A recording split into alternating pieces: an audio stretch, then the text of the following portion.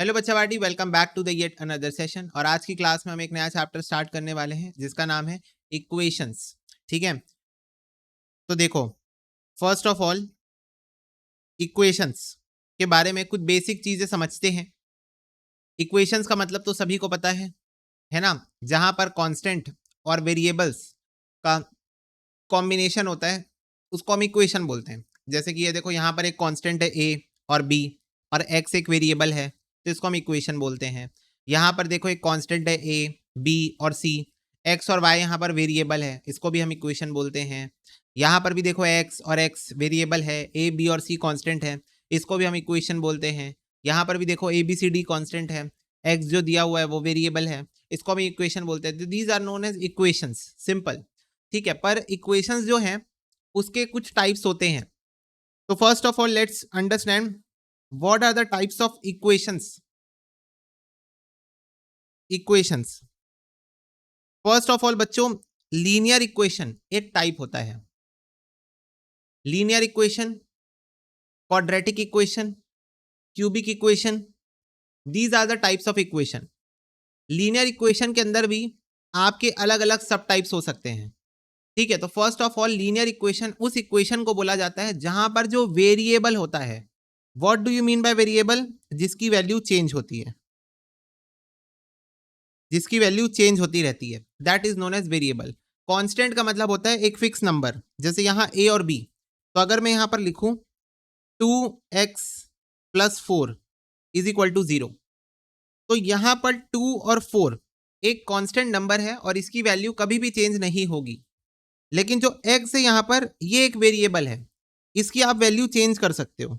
इसकी आप वैल्यू क्या कर सकते हो, चेंज कर सकते हो। मतलब आप वहां 1 डाल सकते हो, 2 डाल सकते हो, 3 डाल सकते हो, 4 डाल सकते हो, 5 डाल सकते हो, you can change the value.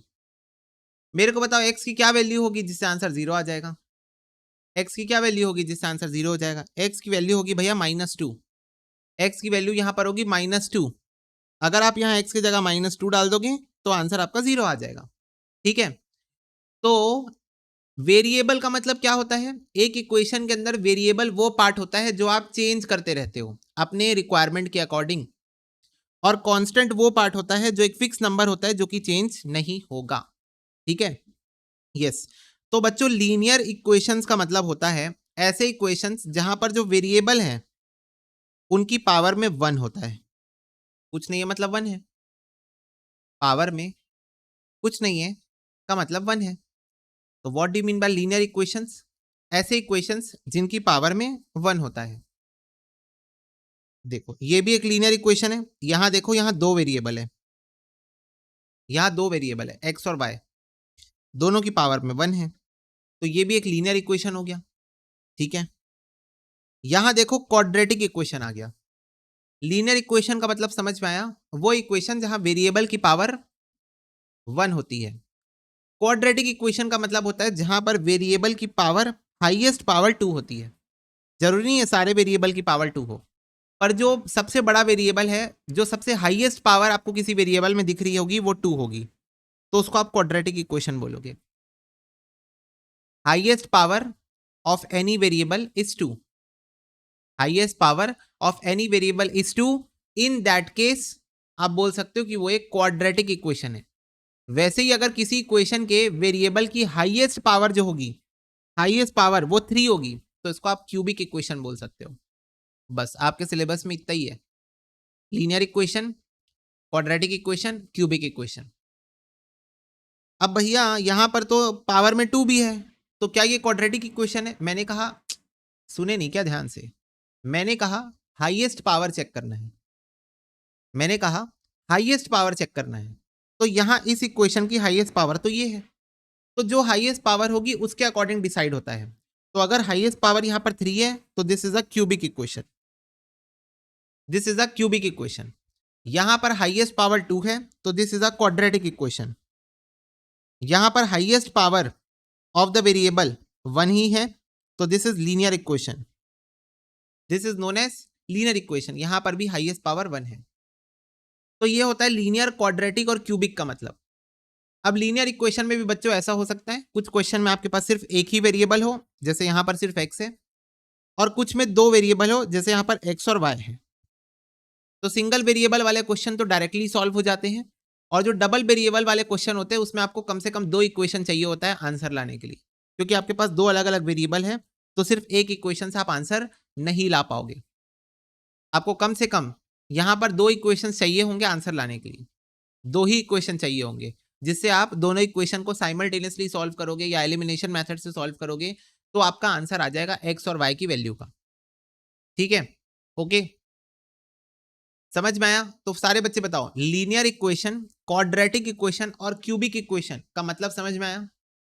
Linear equation मतलब highest power of the variable is 1, quadratic equation मतलब highest power of the variable is 2, और क्यूबिक इक्वेशन मतलब highest power of the variable is 3। Okay, quadratic में भी x और Y दोनों हो सकते हैं। हाँ देखो, वेरिएबल तो कितने भी हो सकते हैं, पर क्वाड्रेटिक इक्वेशन में आपको दो वेरिएबल देखने को मिलेंगे नहीं, एक ही वेरिएबल देखने को मिलेगा as far as your syllabus is concern. आपको यहाँ पर एक ही, mathematics is a very wide concept, पर आपका सिलेबस रेस्ट्रिक्टेड है, वो आपको हमेशा सिर्फ एक ही वेरिएबल देगा एक्स। ठीक है, और यहाँ क्यूबिक इक्वेशन में भी एक ही वेरिएबल देगा वाई। ओके,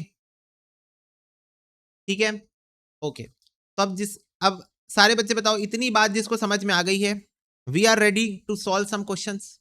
फटाफट से बताओ, एग्जाम में लीनियर इक्वेशंस के ऊपर क्वेश्चन आएगा, बन जाएगा? सारे बच्चे बताओ, एग्जाम में अगर लीनियर इक्वेशन के ऊपर क्वेश्चन आएगा तो बन जाएगा? लीनियर इक्वेशन कैसे सॉल्व होता है? मेरे को एक बात बताओ, क्या ये एक लीनियर इक्वेशन है बच्चों? फटाफट से बताओ, क्या ये एक लीनियर इक्वेशन है?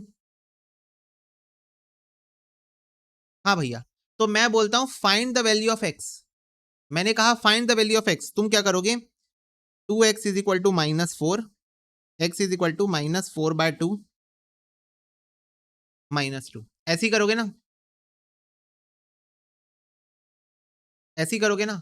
तो बताओ, एग्जाम में क्वेश्चन आएगा तो बनेगा कि नहीं बनेगा? फटाफट से बताओ, एग्जाम में अगर ये क्वेश्चन आया तो बनेगा कि नहीं बनेगा, ये बता दो बस एक बार।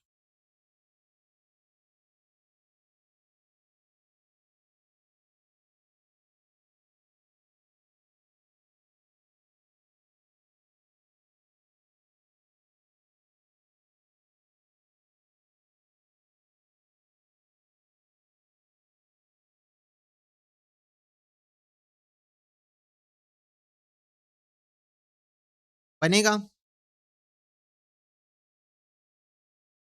The equation -7x + 1 is equal to 5 - 3x will be satisfied for x is equal to, बताओ x इज इक्वल टू यहां पर क्या होगा बच्चों? तो ये x और x वालों को एक तरफ ले आओ, नंबर है नंबर वालों को एक तरफ ले आओ, तो ये हो जाएगा 1 - 5 is equal to -3x + 7x, तो ये हो जाएगा 4x, और ये हो जाएगा -4, तो x की वैल्यू आ गई -4/4 -1। बोलो येस और नो।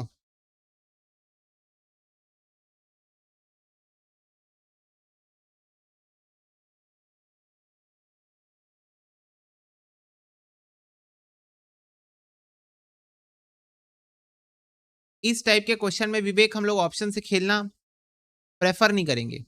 मेरे को बताओ, डायरेक्ट सॉल्विंग ज्यादा इजी है या चार ऑप्शन ट्राई करना इस टाइप के क्वेश्चन में ज्यादा इजी है? बताओ क्या ज्यादा इजी पड़ेगा, क्या ज्यादा इजी पड़ेगा, डायरेक्ट सॉल्विंग करना या ऑप्शन से खेलना? इस टाइप के क्वेश्चन में ना, इस टाइप के क्वेश्चन में डायरेक्ट सॉल्विंग ज्यादा इजी पड़ेगा, तो वो हम डिसाइड कर लेंगे, right?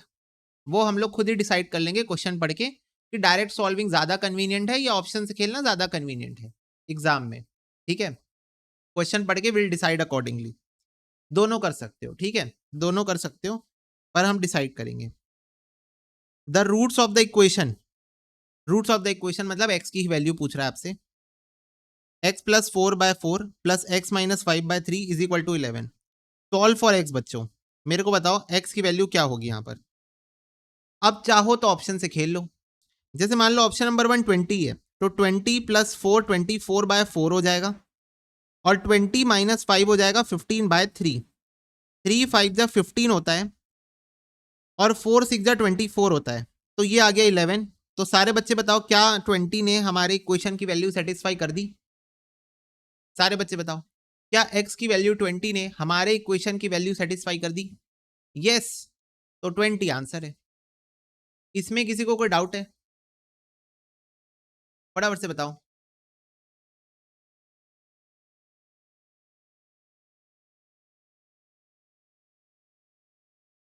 Again solve for x by 30, 2 by 45। अब यहां मैं ऑप्शन से नहीं खेलूंगा, यहां मैं डायरेक्टली सॉल्व करना पसंद करूंगा।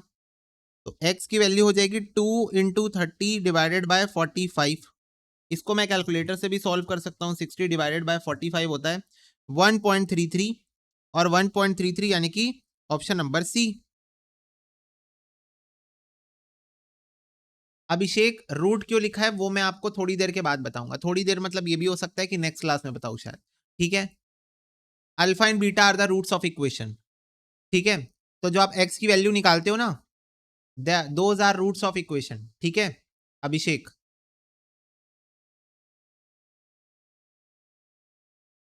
सुधांशु जरूरत ही नहीं है, जरूरत ही नहीं है। सुधांशु बोल रहा है ऊपर वाला क्वेश्चन बिना ऑप्शन के सॉल्व करना चाहता हूं। तो मैं बच्चों आपसे पूछना चाहता हूं, even I want to ask Sudhanshu only. पहले मेरे को यह बताओ सुधांशु, यहां हमने ऑप्शन पुट किया तो 20 प्लस 4 24 निकालना टफ है, या 20 माइनस 5 15 लिखना टफ है? नहीं है। तो मैं बच्चों यही पूछना चाहता हूं आपसे कि मैं यहां खड़ा हूं, ओके, और मुझे यहां जाना है अपने दोस्त के पास, ओके, तो कौन सा रास्ते से चलना चाहोगे? इस वाले रास्ते से जिससे मैं जाना प्रेफर करूंगा, या सुधांशु बोल रहा है भैया मैं यहां से नहीं जाना चाहता, मैं चाहता हूं कि मैं यहां से जाऊं? सारे बच्चे बताओ किसके साथ जाओगे, मेरे साथ जाओगे कि सुधांशु के साथ जाओगे? भैया सुधांशु के साथ जाएंगे, ठीक है, तो चलो सुधांशु के साथ चलते हैं। x plus 4 upon 4 plus x minus 5 upon 3 is equal to 11। जो भी बच्चे इस रास्ते से जाने वाले हैं, 5 मिनट का ब्रेक है आपके लिए। जो भी बच्चे इस वाले रास्ते से जाने वाले हैं आपके लिए है 5 मिनट का स्पेशल ब्रेक।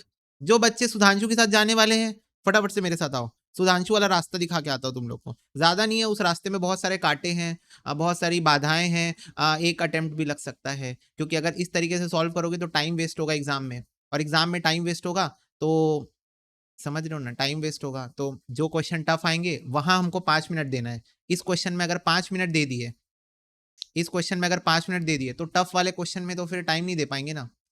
तो इसलिए कांटे हैं बच्चों, दुविधाएं हैं, पर मंजिल में जरूर पहुंचेंगे, भले 6 महीने बाद पहुंचे, पर मंजिल में तो जरूर पहुंच जाएंगे। चलो भैया, चलो ठीक है, तो सबसे पहले एलसीएम निकालना पड़ेगा।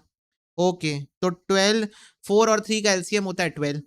अब देखो 3 x plus 4 x minus 5 is equal to 11। Okay, 3x plus 12 plus 4x minus 20 upon 12 is equal to 11। Okay, 3x plus 12 plus 4x minus 20 is equal to 11 into 12। Okay, अब ये दोनों प्लस हो जाएगा 7x, ये दोनों माइनस हो जाएगा -8 is equal to 132। तो 7x is equal to 132 plus 8, ये इधर आ जाएगा, तो 7x इज इक्वल टू 140। तो x is equal to 140 divided by 7, तो x is equal to 20। Oh my God, oh my God, पहुंच गए सारे बच्चे? बताओ, ज्यादा नहीं, बस 6 महीने एक्स्ट्रा लगे हमको यहां से यहां पहुंचने में। सिंपल। देखो मंजिल तक तो पहुंच ही जाएंगे, मंजिल तक तो पहुंच ही जाएंगे, बस 6 महीने एक्स्ट्रा लगा। कोई दिक्कत है? फटाफट से बताओ। ये देखो कहां दिक्कत है, बस ये देखो 1 2, ओ माय गॉड, इतना छोटा, इतू सा रास्ता, इतनू सा रास्ता, इतू सा रास्ता। और बस इस रास्ते में चलेंगे तो 6 महीना एक्स्ट्रा। फटाफट से बताओ, समझ में आया सबको? तो इस कहानी से हमें क्या शिक्षा मिलती है? सारे बच्चे बता दो एक बार चैट बॉक्स में। तो इस कहानी से हमें क्या शिक्षा मिलती है?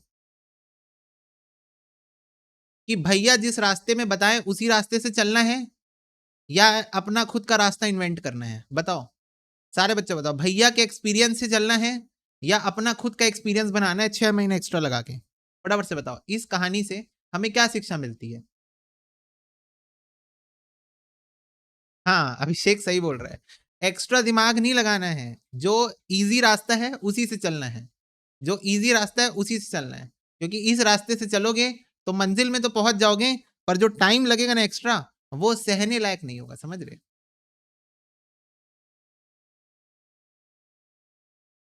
ओके, समझ रहे हो? तो खैर anyways, I am just kidding. पर तुम लोगों को समझ में आ गई बात कि अपन नॉर्मली सॉल्व नहीं कर सकते एग्जाम में इक्वेशंस का क्वेश्चन, स्पेशली जब क्वाड्रेटिक इक्वेशन आएगा। तो तुम लोगों को याद है हम लोग क्लास 7th 8th में क्वाड्रेटिक इक्वेशन पढ़े थे। तो क्वाड्रेटिक इक्वेशन जब आता है तो उसमें याद है हम लोग ये वाला तरीका एक लगाते थे, क्वाड्रेटिक इक्वेशन को यहाँ पर पूरा लिखते थे, और यहाँ पर जो डिवाइजर होता था, पहले डिवाइजर बनाते थे, फिर डिवाइजर नहीं सॉरी, फिर यहाँ पर अपन वो बनाते थे कि वो किससे डिवाइड होगा। अपने को क्वाड्रेटिक इक्वेशन को सॉरी क्वाड्रेटिक बोल रहा हूँ, क्यूबिक, क्यूबिक को क्वाड्रेटिक में तोड़ते थे पहले, याद है ना? क्यूबिक इक्वेशन जो होता था ऐसे करके कुछ होता था, कुछ भी उसको अपन ऐसा कुछ बनाते थे जिससे इसको अपन डिवाइड करके एक एक्स माइनस के फॉर्मेट में और एक क्वाड्रेटिक के फॉर्मेट में तोड़ सके। तो वो तरीका करके आएंगे क्या? बताओ, एमसीक्यू बेस्ड एग्जाम में। Is it possible? Not possible. तो इक्वेशन चैप्टर का फंडा ये है, 98% क्वेश्चन ऑप्शन से सॉल्व होंगे। इक्वेशन चैप्टर का फंडा यही है, ये तुम लोग शुरू से याद रखो। ये तो बहुत इजी क्वेश्चन था, तो ये तो मैं ऐसे ही टाइम पास करा दिया। मैं तुम लोग को पहले ही बता रहा हूं, इक्वेशन चैप्टर में अपन 98% क्वेश्चन कैसे सॉल्व करेंगे? ऑप्शन से सॉल्व करेंगे, क्योंकि इसमें हम लोग नॉर्मली जा ही नहीं सकते। मेरे को बताओ, फॉर्मूला लगाते बैठोगे कि ऑप्शन से खेलोगे? फॉर्मूला क्या है? Minus b plus minus root over b square minus 4ac/2 है। अब ये फॉर्मूला भी इजी है, वैसे तो इजी है ये फॉर्मूला, पर कौन लगाते बैठेगा? कौन लगाते बैठेगा? तो इक्वेशन चैप्टर में will try to solve most of the question with option only. Even जो वर्ड प्रॉब्लम आएंगे वही एग्जाम में ज्यादातर वर्ड प्रॉब्लम आते हैं, वैसे ये सब टाइम पास क्वेश्चन इंस्टीट्यूट देती भी नहीं है। वर्ड प्रॉब्लम जो एग्जाम में आएगा वही मेन है, तो उसको हमको सबसे ज्यादा ऑप्शन ही करना है। तो हमारा फोकस है ऑप्टिमाइजेशन स्ट्रैटेजी में, ठीक है? This thing you need to take care of. Okay, चलो नेक्स्ट क्वेश्चन देखो। The solution of the equation, यानी कि सॉल्व फॉर एक्स। चलो फटाफट से बताओ, सॉल्व फॉर एक्स। जितना हो सके उतना try to play with options, जितना पॉसिबल हो सके। 16, चलो लेट्स ट्राई। 16 + 24 डिवाइडेड बाय 5, 8, 4 4 जा 16, 8 + 8, हाँ यस 16 आंसर है। ओके, डोलन कोई बात नहीं, Dolan you can start with next question, next question से यू कैन स्टार्ट, ठीक है? चलो ये बताओ बच्चों, 8 is the solution of the equation. तो बताओ अगर आंसर 8 है तो ये कौन सा इक्वेशन में फिट बैठेगा? अब देख रहे हो, अब उल्टा क्वेश्चन पूछ दिया। x की वैल्यू अगर 8 है तो बताओ कौन सा इक्वेशन सही है? पेन शार्प कर लो भैया, चलो फटाफट से बताओ, 8 की वैल्यू कौन से इक्वेशन में फिट बैठ रही है?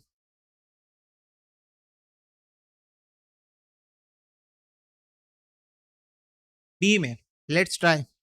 8 + 4 हो जाएगा 12, 12 डिवाइड बाय 2 हो जाएगा 6, प्लस 9 2 जा 18, हाँ सही है, सही है। 8 की वैल्यू इक्वेशन नंबर बी में फिट बैठ रही, बताओ डोलन, यस और नो? 8 की वैल्यू सेकंड इक्वेशन में फिट बैठ रही है। हमारा एक ही फंडा है, इक्वेशन चैप्टर में ऑप्शन से खेलते जाओ, खेलते जाओ, खेलते जाओ, ठीक है? ओके, चलो next. The value of y that satisfy the equation. तो बताओ इस इक्वेशन को कौन सी y की वैल्यू सेटिस्फाई कर जाएगी? अभिषेक भैया मैं अलग सोच के कर लिया, नहीं अभिषेक वही था उसका मतलब कि 8 आंसर है, तो बताओ कौन सा इक्वेशन सेटिस्फाई होगा? चलो y की वैल्यू बताओ।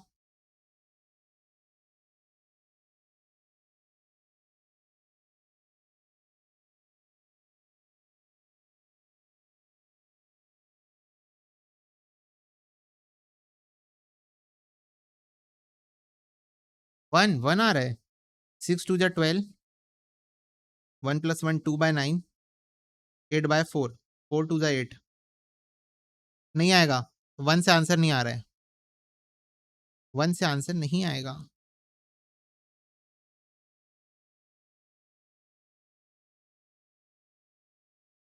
तुम्हारे पास कैलकुलेटर है वैसे, भूलना मत इस बात को, ठीक है।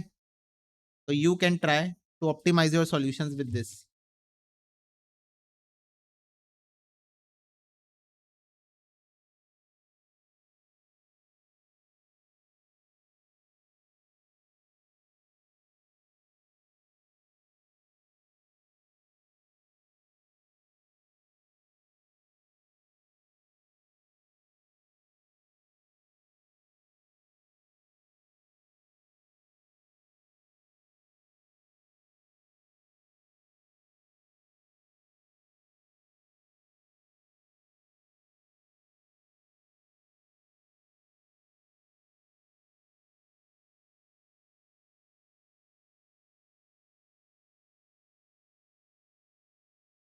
से भी नहीं आ रहा है, बताओ। सी और डी तो मैंने ट्राई कर लिया। ये माइनस साइन किसके साथ है? ये माइनस साइन ऐसा है, ऐसा है ये माइनस साइन।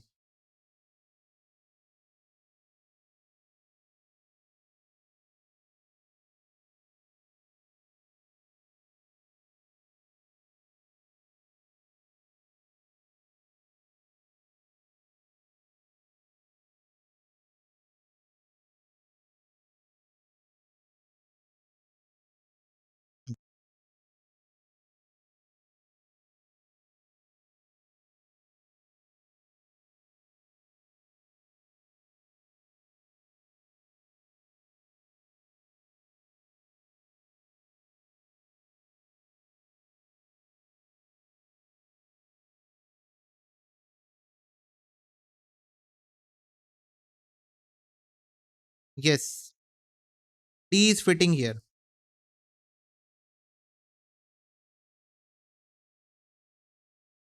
यहां पर y के जगह 1/7 लिख दो, 0.14285 माइनस में, ठीक है। यहां पर भी लिख दो और यहां पर भी लिख दो, आ जाएगा आंसर, ठीक है। बोलो। चलो मैं करके ही दिखा देता हूं। -0.14285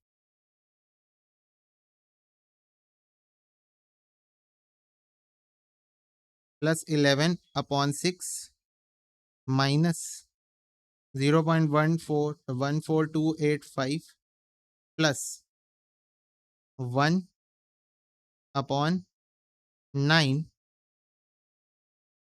इज इक्वल टू 74।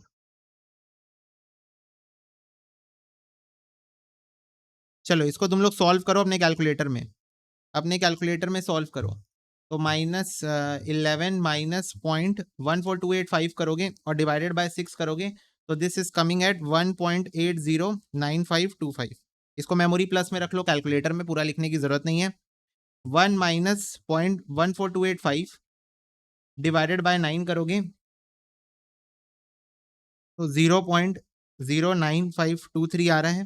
फिर एमआरसी करोगे तो 1.71428 आ गया इस तरफ का। उस तरफ का निकालोगे तो ये हो जाएगा 7 माइनस 0.14285 डिवाइडेड बाय 4, तो ये भी आ जाएगा 1.71428। ठीक है, आ गया।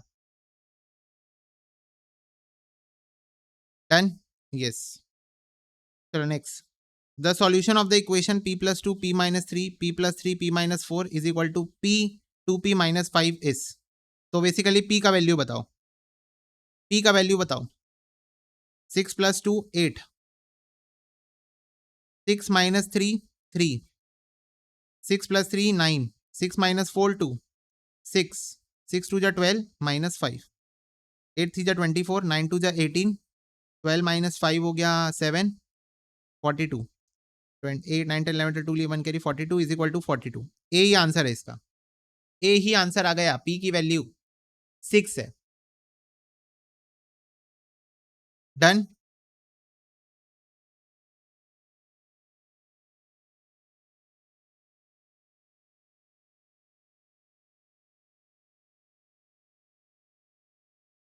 नहीं नहीं, 6 का आंसर डी है, 6 का आंसर डी आ रहा है।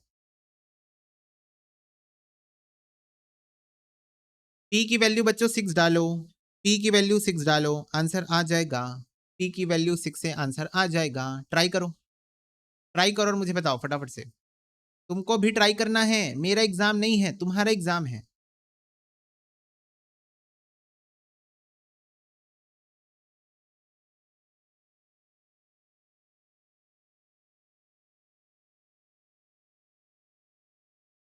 जिसका हो गया नेक्स्ट क्वेश्चन ढूंढो, जिसका हो गया होगा नेक्स्ट क्वेश्चन ढूंढो।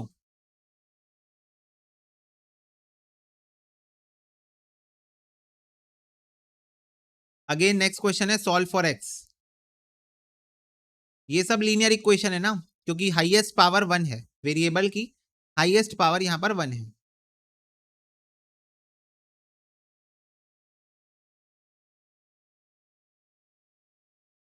कुछ कुछ इक्वेशन को आप सॉल्व करने जाओगे तो क्वाड्रेटिक भी बन जाएंगे, पर हमको उससे कोई फर्क नहीं पड़ता, क्योंकि हम तो ऑप्शन से खेलेंगे।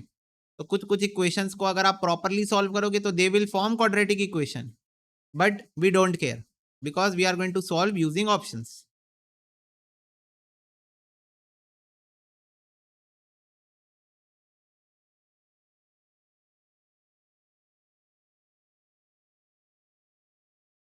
सेवन आ रहा है नेक्स्ट आंसर। अच्छा, 12 इंटू 7 प्लस 1 डिवाइडेड बाय 4, तो इसका आंसर आया 21.25 is equal to 15 into 7 minus 1 divided by 5 memory plus 2 into 7 minus 5 हो गया 9, 3 इंटू 7 माइनस 1 हो गया 20, तो 9 divided by 20 memory plus MRC. हाँ करेक्ट, करेक्ट 7 आ रहा है इसका आंसर।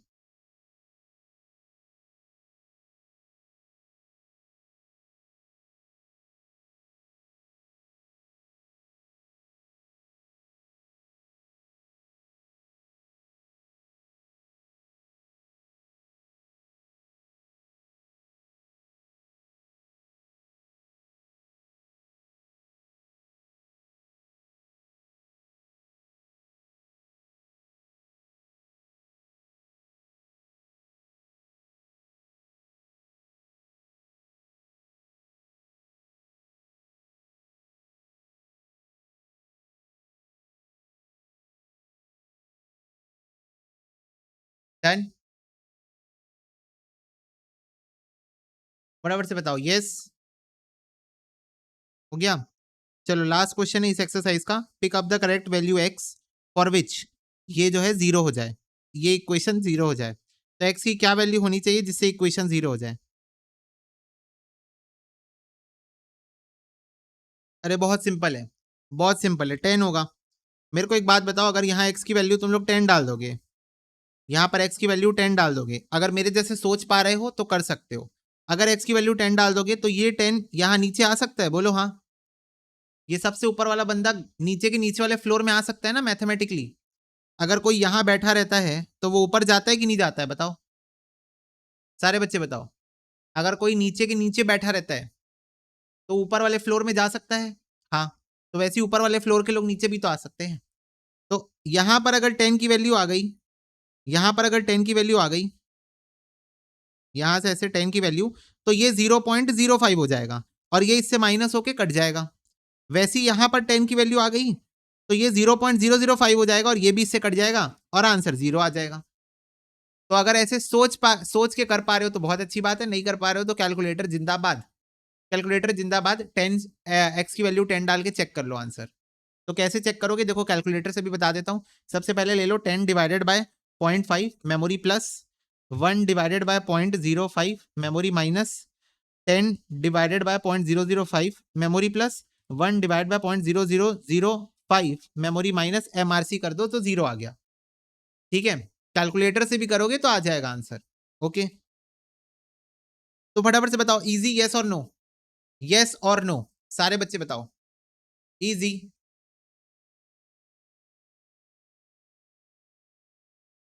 यस भैया यस, इजी। चलो देखो, the sum of the first, the sum of the two number is 52। तो बच्चों दो नंबर का सम 52 है। सारे बच्चे बताओ कौन सा ऑप्शन मैच कर रहे हैं? ये मैच कर रहे हैं? नहीं। ये मैच कर रहे हैं? नहीं। ये मैच कर रहे हैं? हाँ। और ये भी हो सकता है आंसर? हाँ। तो अभी हमारे पास दो ऑप्शन बचे हैं, इन दोनों में से कोई आंसर हो सकता है। उन दोनों नंबर का डिफरेंस 2 है। क्या इन दोनों नंबर का डिफरेंस 2 है? हाँ। और अभी भी ये भी आंसर हो सकता है। अच्छा, द नंबर्स आर ओके, यही है आंसर, यही आंसर, फटाफट से बताओ। तो दो नंबर्स का सम 52 है और दो नंबर का डिफरेंस 2 है, तो वो दो नंबर कौन से हैं? 27 और 25। बोलो। Easy.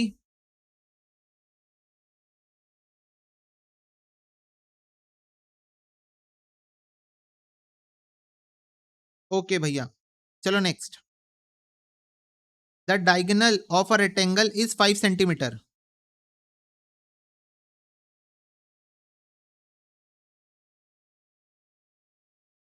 Diagonal of a rectangular is 5 centimetre. Okay, and one of it side is 4 centimetre.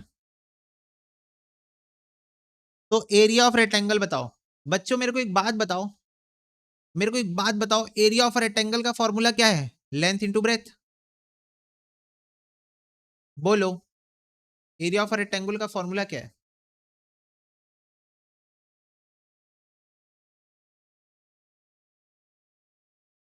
Area of rectangle का फॉर्मूला बताओ पहले, पहले मेरे को एरिया ऑफ रेक्टेंगल का फॉर्मूला बताओ सारे बच्चे। लेंथ इंटू ब्रेथ भैया, लेंथ इंटू ब्रेथ, करेक्ट है ना? पता है कि नहीं पता है सबको? हाँ, जिसको नहीं पता है लेंथ इंटू ब्रेथ ही होता है। ठीक है, ओके। अब बच्चों लेंथ तो है मेरे पास पर ब्रेथ नहीं है। पर एक बात बताओ, क्या यहाँ पाइथागोरस थ्योरम लग रहा है? फटाफट से बताओ, क्या यहाँ पर पाइथागोरस थ्योरम लिख रहा है? What is Pythagoras theorem? Pythagoras theorem होता है hypotenuse square is equal to length का square, base square height square होता है basically, base square plus height का स्क्वायर। तो यहां पर देखो हाइपोटेनियस इसको बोलते हैं, ठीक है? तो इसका स्क्वायर प्लस हाइट है मेरे पास 4 सेंटीमीटर, उसका स्क्वायर प्लस बेस का स्क्वायर, तो इससे हमको बेस मिल जाएगा जो कि होगा 25 माइनस 4 4 जा 16 इज इक्वल टू बेस का स्क्वायर। तो base is equal to base का स्क्वायर इज इक्वल टू हो जाएगा 9, तो बेस हो जाएगा √9 जो कि आ जाएगा 3। तो यहां बेस आ गया बच्चों 3 सेंटीमीटर। अब बताओ व्हाट इज द एरिया का फॉर्मूला? एरिया का formula is length into breadth.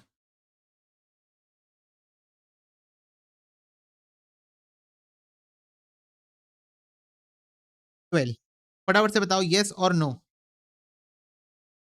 Yes और नो, इजी क्वेश्चन। भैया इसमें दो एक्स्ट्रा ज्ञान लग गया, एक तो एरिया ऑफ रेक्टेंगल और दूसरा पाइथागोरस थ्योरम। पर मुझे लगता नहीं कि ऐसा कोई बच्चा होगा जिसको पाइथागोरस थ्योरम ना पता हो, है ना? पाइथागोरस थ्योरम तो सबको ही पता होगा। टू लेंथ प्लस ब्रेथ क्या होता है बताओ? टू लेंथ प्लस ब्रेथ क्या होता है?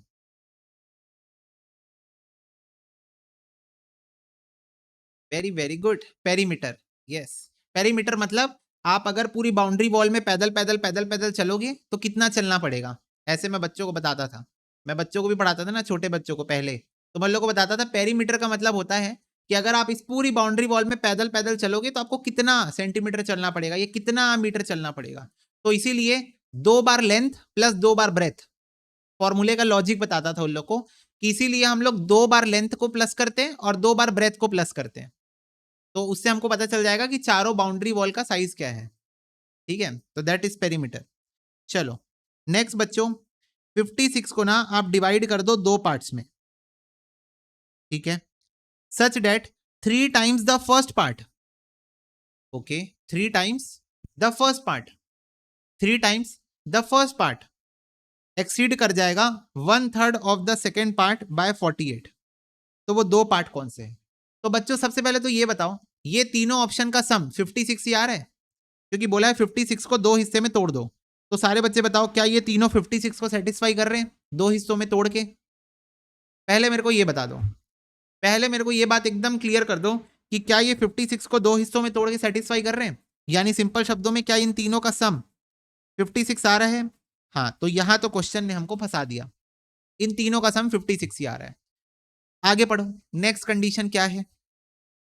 3 टाइम्स द फर्स्ट पार्ट। ओ, सारे बच्चे फर्स्ट पार्ट का 3 टाइम्स करो। फर्स्ट पार्ट का 3 टाइम्स बताओ मेरे को कितना आएगा, फटाफट से बताओ। फर्स्ट पार्ट का 3 टाइम्स कितना आएगा? ये आ गया। फर्स्ट पार्ट का 3 टाइम्स, फर्स्ट पार्ट का 3 टाइम्स एक्सीड कर जाएगा। एक्सीड मतलब दोनों के बीच का डिफरेंस, एक्सीड मतलब बड़ा, बड़ा होगा। कितना बड़ा होगा? 1/3 ऑफ द सेकेंड पार्ट से 48 से बड़ा होगा। यानी कि अगर आप सेकेंड पार्ट का 1/3 निकालोगे, सेकेंड पार्ट का 1/3 निकालोगे तो दोनों के बीच का डिफरेंस 48 आना चाहिए। सेकेंड पार्ट का 1/3 निकालोगे तो दोनों के बीच का डिफरेंस 48 आना चाहिए। सेकेंड पार्ट का 1/3 निकालोगे तो दोनों के बीच का डिफरेंस 48 आना चाहिए। अब बिना कैलकुलेशन के मैं बोल सकता हूं बी और सी आंसर होगा ही नहीं। क्यों? क्योंकि इसको अगर डिवाइड करोगे तो पॉइंट में आ रहा है आंसर, पॉइंट में तो आंसर चाहिए नहीं, ए आंसर है 60 - 12।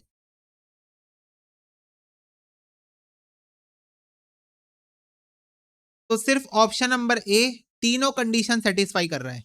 पहली कंडीशन कि 56 को दो हिस्सों में तोड़ना था, हाँ इन दोनों का सम 56 होता है। सेकंड कंडीशन कि जो पहला पार्ट है उसका 3 टाइम्स निकालो, जो पहला पार्ट है उसका 3 टाइम्स निकालो, और जो दूसरा पार्ट है उसका 1/3 निकालो, और दोनों के बीच का जो डिफरेंस है वो 48 आना चाहिए। यस और नो बच्चों, फटाफट से बता दो एक बार, यस और नो।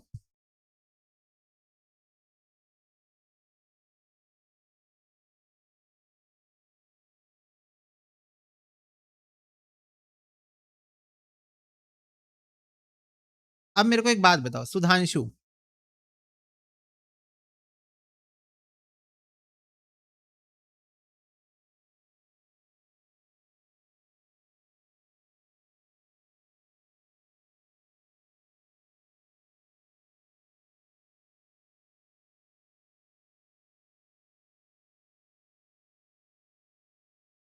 बोलो। हाँ डोलन, मैं बोलता हूँ एक बार और, फटाफट से बताओ सुधांशु।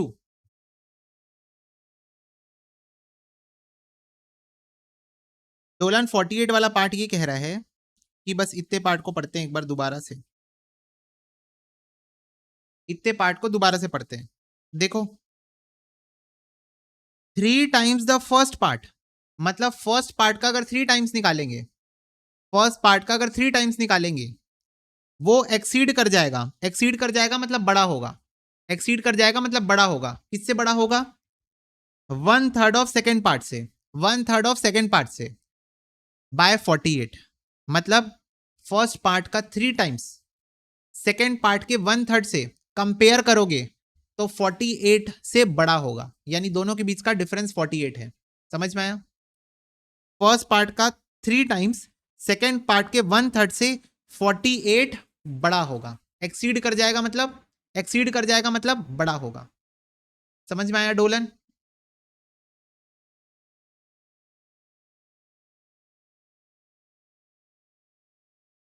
बोलो।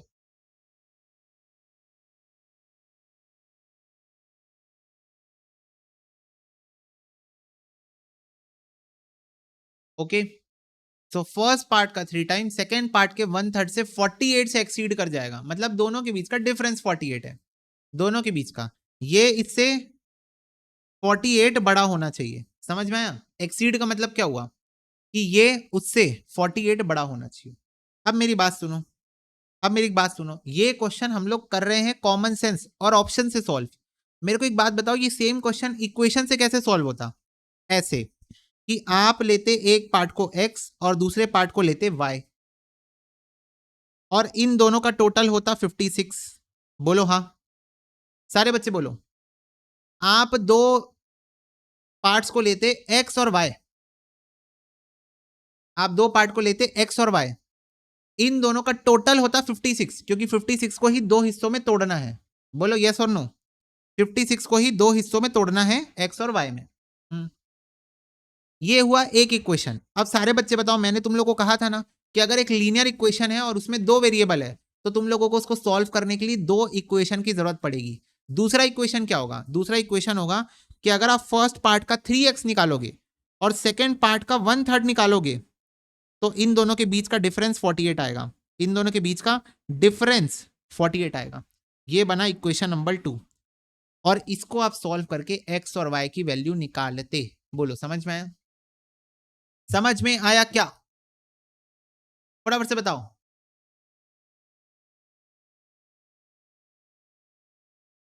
तो दो इक्वेशन से ये ऐसे सॉल्व होता, दो इक्वेशन बना के ऐसे सॉल्व होता, पर हमको ऐसे करना है क्या? नहीं, हमको अपने ब्रेन को ट्रेनिंग देनी है कि हम तो ऐसे सॉल्व करके आएंगे। हमको अपने ब्रेन को ट्रेनिंग देनी है कि हम तो ऐसे सॉल्व करके आएंगे, ऐसे सॉल्व करेंगे। इस हिसाब से हमको अपने ब्रेन को ट्रेन करना है, अभी से ऐसे ही ट्रेन करना है कि हमको बस यही आता है। ठीक है, ओके, चलो next. The sum of the digit of a 2 digit number is 10। बोल रहा है अगर आप 2 डिजिट नंबर लोगे, ध्यान से सुनो, ध्यान से, क्वेश्चन समझना इंपॉर्टेंट है। यहां पर पहली बार सॉल्व कर रहे हो ना तो क्वेश्चन समझना पड़ेगा। बोल रहा है एक 2 डिजिट नंबर है, उसके दोनों डिजिट का सम निकालोगे तो 10 आएगा। सारे बच्चे बताओ कौन सा ऑप्शन इस वाली कंडीशन को सेटिस्फाई कर रहा है? एक 2 डिजिट नंबर है, उसके डिजिट्स का सम निकालोगे तो 10 आना चाहिए। 10। कम ऑन, सबको बताना है बच्चों, मौन व्रत नहीं रखना, मौन व्रत नॉट अलाउड। सारे बच्चे चैट बॉक्स में बताओ कौन सा ऑप्शन इस कंडीशन को सेटिस्फाई कर रहा है, ए और बी? वेरी वेरी गुड, ए और बी। यस, 3 + 7 10 आ रहा है, 7 + 3 10 आ रहा है, ओके। और 7 + 5 तो 12 आ रहा है। ओ my God, oh my God. ये देखो सुधांशु अभी आ रहा है, रहन दो सुधांशु, कैंसल, सुधांशु कैंसल, ठीक है। चलो अब देखो, if 18 be subtracted from it, बोल रहा है अगर आप इससे 18 माइनस कर दोगे, अगर आप इससे 18 माइनस कर दोगे तो the digit in the resulting number will be equal. तो बोल रहा है अगर ये जो नंबर आपको दिया हुआ है, ये दोनों नंबर, इससे अगर आप 18 माइनस कर दोगे तो जो रिजल्टिंग नंबर आएगा वो इक्वल आएगा, इक्वल। तो सारे बच्चे बताओ 37 में 18 माइनस करने से क्या आ रहा है और 73 में 18 माइनस करने से क्या आ रहा है? फटाफट से बताओ, बताओ ना क्या आ रहा है। 37 में 18 माइनस करो, क्या आ रहा है?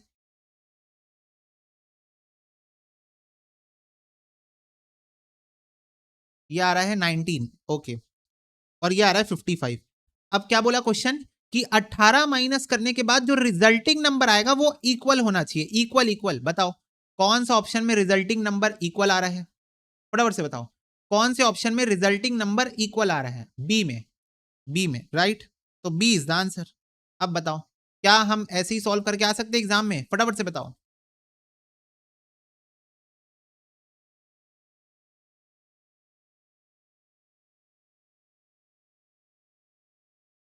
यस, ओके, सिंपल है ना, इजी जा रहा है ना। ऐसे नहीं अरे बाप रे ये तो बहुत रॉकेट साइंस है, oh my God, big bang theory तो नहीं पढ़ रहे हम लोग? नहीं, है ना। हाँ, वर्ड गेम समझना। इक्वल मतलब सोनम 5 और 5, ठीक है। 5 और 5 resulting number will be equal, मतलब 5 और 5 दोनों इक्वल है ना। Okay, yes. और ये तो तुम लोग सॉल्व करते तो खुद ही समझ में आ जाता। Okay, what do you mean y equal? Okay, 5 and 5 is equal, right. तो काइंड ऑफ। चलो नेक्स्ट, इधर देखो, इधर देखो सारे बच्चे। The fourth part, the fourth part of a number exceed the sixth part by 4। बोल रहा है एक नंबर का फोर्थ पार्ट निकालो और उसी नंबर का सिक्स्थ पार्ट निकालो, दोनों के बीच का डिफरेंस आना चाहिए 4, दोनों के बीच का डिफरेंस आना चाहिए 4। चलो बताओ कौन सा ऑप्शन फिट बैठेगा यहां पर? नहीं नहीं, इक्वल मतलब अभिषेक वो जो दो नंबर आएंगे ना वो दो नंबर इक्वल होंगे, जैसे 5 और 5 आया ना, ऐसा बोल रहा है क्वेश्चन कि अगर आप उस नंबर से 18 माइनस कर दोगे तो वो जो दो नंबर आएंगे, दो नंबर, वो दोनों नंबर इक्वल होंगे, यानी कि 5 और 5, 8 और 8, 7 और 7, 6 और 6, ऐसा। चलो बताओ, एक नंबर का एक चौथाई निकालोगे, फोर्थ पार्ट, और उसी नंबर का सिक्स्थ पार्ट निकालोगे, तो दोनों के बीच का डिफरेंस 4 आना चाहिए। दोनों के बीच का डिफरेंस 4 आना चाहिए, बताओ वह नंबर कौन सा है। अच्छा, तुम लोग को बस आंसर नहीं निकालना है ना, तुम लोग को क्वेश्चन भी पढ़ना है खुद से, कि जो मैं बोला क्या तुम खुद पढ़ के वही इंटरप्रेट कर पाए। समझ रहे हो मेरी बात? नहीं नहीं अभिषेक, वैसे नहीं ना। तो मेरे को एक बात बताओ, मेरी बात को सुनो। मैं जब क्वेश्चन को पढ़ के जैसा इंटरप्रेट करता हूं, तुमको भी क्वेश्चन को पढ़ना है और वैसे ही इंटरप्रेट करने की कोशिश करनी है कि क्या तुम मेरे जैसे सोच पा रहे हो, क्योंकि एग्जाम में अल्टीमेटली क्वेश्चन तुम लोग पढ़ोगे, मैं हिंदी में बताने नहीं आऊंगा क्वेश्चन वहां पर। ठीक है, सारे बच्चे बोल रहे सी आंसर आ रहा है। चलो देखते हैं। 48 का 1/4 निकाला मैंने, माइनस 48 का 1/6 निकाला। 4 1 जा 4, 4 2 जा 8, और ये हो गया 8। हाँ, ये आ रहा है 4, इन दोनों का डिफरेंस आ रहा है 4। तो एक बार क्वेश्चन को पढ़ो और बताओ क्या जैसा मैंने सोचा वैसे ही तुम सोच पाए। बताओ, the fourth part of a number exceed the six part of a number bye 4। Word game है बेटा, ये वर्ड वर्ड वर्ड प्रॉब्लम्स है। याद है बचपन में भी हम लोग मैथ्स करते थे तो सबसे ज्यादा दिक्कत हम लोग को वर्ड प्रॉब्लम में आती थी। बैक एक्सरसाइज में याद है 8-10 क्वेश्चन होते थे वर्ड प्रॉब्लम, 3-3 लाइन के, 3-3 लाइन के 8-10 क्वेश्चन होते थे वर्ड प्रॉब्लम। और हमारे घर वाले मम्मी भी पापा भी, जो भी हमको पढ़ाने के लिए रिस्पॉन्सिबल होते थे, वो हमको वर्ड प्रॉब्लम ही प्रैक्टिस कराते थे सबसे ज्यादा, है ना। सबसे ज्यादा वर्ड प्रॉब्लम ही प्रैक्टिस कराते थे। चलो नेक्स्ट। नेक्स्ट बच्चों, 10 years ago the age of a father was 4 time of his son. 10 year hence the age of the father will be twice of son. तो आज की एज क्या है ये बताओ। आज आज 10 साल पहले कुछ और था, 10 साल बाद कुछ और होगा, ये बताओ आज की एज क्या है। चलो ऑप्शन से खेलो और बताओ। मेरे को एक बात बताओ, आज की एज मान लो 50 है और 20 है, मान लो, मान लो, ठीक है। हेंस मतलब फ्यूचर, हेंस मतलब फ्यूचर। मान लो आज की एज, प्रेजेंट एज दी हुई है ना हमको ऑप्शन में, प्रेजेंट एज हमको दी हुई है ऑप्शन में, तो मान लो ऑप्शन नंबर ए आंसर है। तो बोल रहा है 10 साल पहले की बात है। तो मेरे को एक बात बताओ, 10 साल पहले फादर की एज कितनी होगी। सारे बच्चे बताओ फटाफट से। 10 साल पहले पिताश्री की उम्र कितनी होगी, बताओ। 40 साल, वेरी वेरी गुड। और बच्चे श्री की, बच्चे श्री की 10 साल। तो बोल रहा है 10 साल पहले की बात है, फादर की एज 4 गुना थी सन के एज के। सारे बच्चे बताओ, क्या फादर की एज सन के एज के 4 टाइम्स है 10 साल पहले? क्या 10 साल पहले फादर की एज सन के एज के 4 टाइम्स है? तो पहली कंडीशन तो सेटिस्फाई हो गई। चलो दूसरी कंडीशन चेक करते हैं।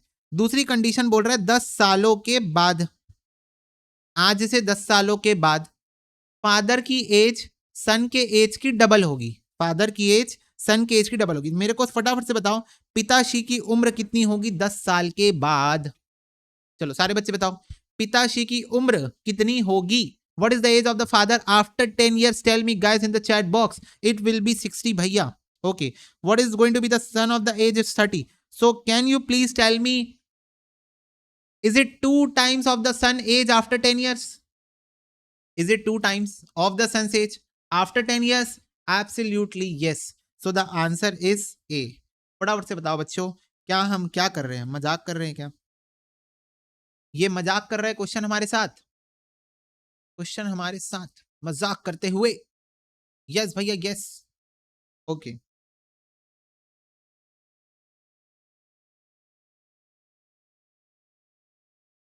चलो बताओ, the product of the two number is 3200 और question when the larger number is divided by smaller number is 2। तो वो दो नंबर कौन से हैं, बताओ वो दो नंबर कौन से हैं। ये तो आंसर है ही नहीं, ये भी आंसर नहीं है। इनमें और इनमें 6 3 18, ये भी आंसर नहीं है, डी आंसर है। बस एक ही ऑप्शन सेटिस्फाई कर रहा है, बस एक ही ऑप्शन सेटिस्फाई हो रहा है। विनय बेटा कौन सा क्वेश्चन नहीं समझ में आया, फटाफट से बताओ।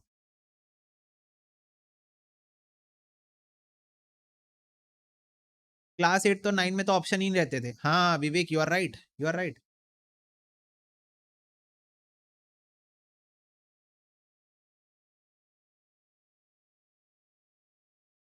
क्वेश्चन नंबर 6 देखो विनय, मैं समझाता हूँ। हाँ भैया आप समझाओ। ऐसे क्यों ले रहा हूं मैं, ऐसे बनाते हैं। देखो Vinay, present age of a father और अ सन 50 और 20 है, बोलो हाँ। प्रेजेंट एज आज, आज के दिन फादर और सन की एज 50 है और 20 है, 50 साल और 20 साल, बोलो हाँ। यस। 10 साल पहले इनकी एज कितनी होगी? 10 साल पहले इनकी एज कितनी होगी? 10 साल पहले इनकी एज 10 साल कम होगी। 10 साल पहले इनकी एज 10 साल कम होगी, तो फादर की एज 40 ईयर्स होगी और सन की एज 10 ईयर्स होगी। हाँ जी। और 10 साल के बाद इनकी एज कितनी होगी? भैया 10 साल के बाद इनकी एज 10 साल बड़ी होगी, तो फादर की एज 10 साल बढ़ के 60 साल हो जाएगी, रिटायरमेंट। और सन की एज 10 साल बढ़ के 30 साल हो जाएगी। तो मुझे बताओ, प्रेजेंट एज को अगर मैं ध्यान में रख के क्वेश्चन सॉल्व कर रहा हूं, क्या 10 साल पहले फादर की एज सन के एज के 4 टाइम्स थी? और क्या 10 साल बाद फादर की एज सन के एज के 2 टाइम्स हो जाएगी? फटाफट से बताओ।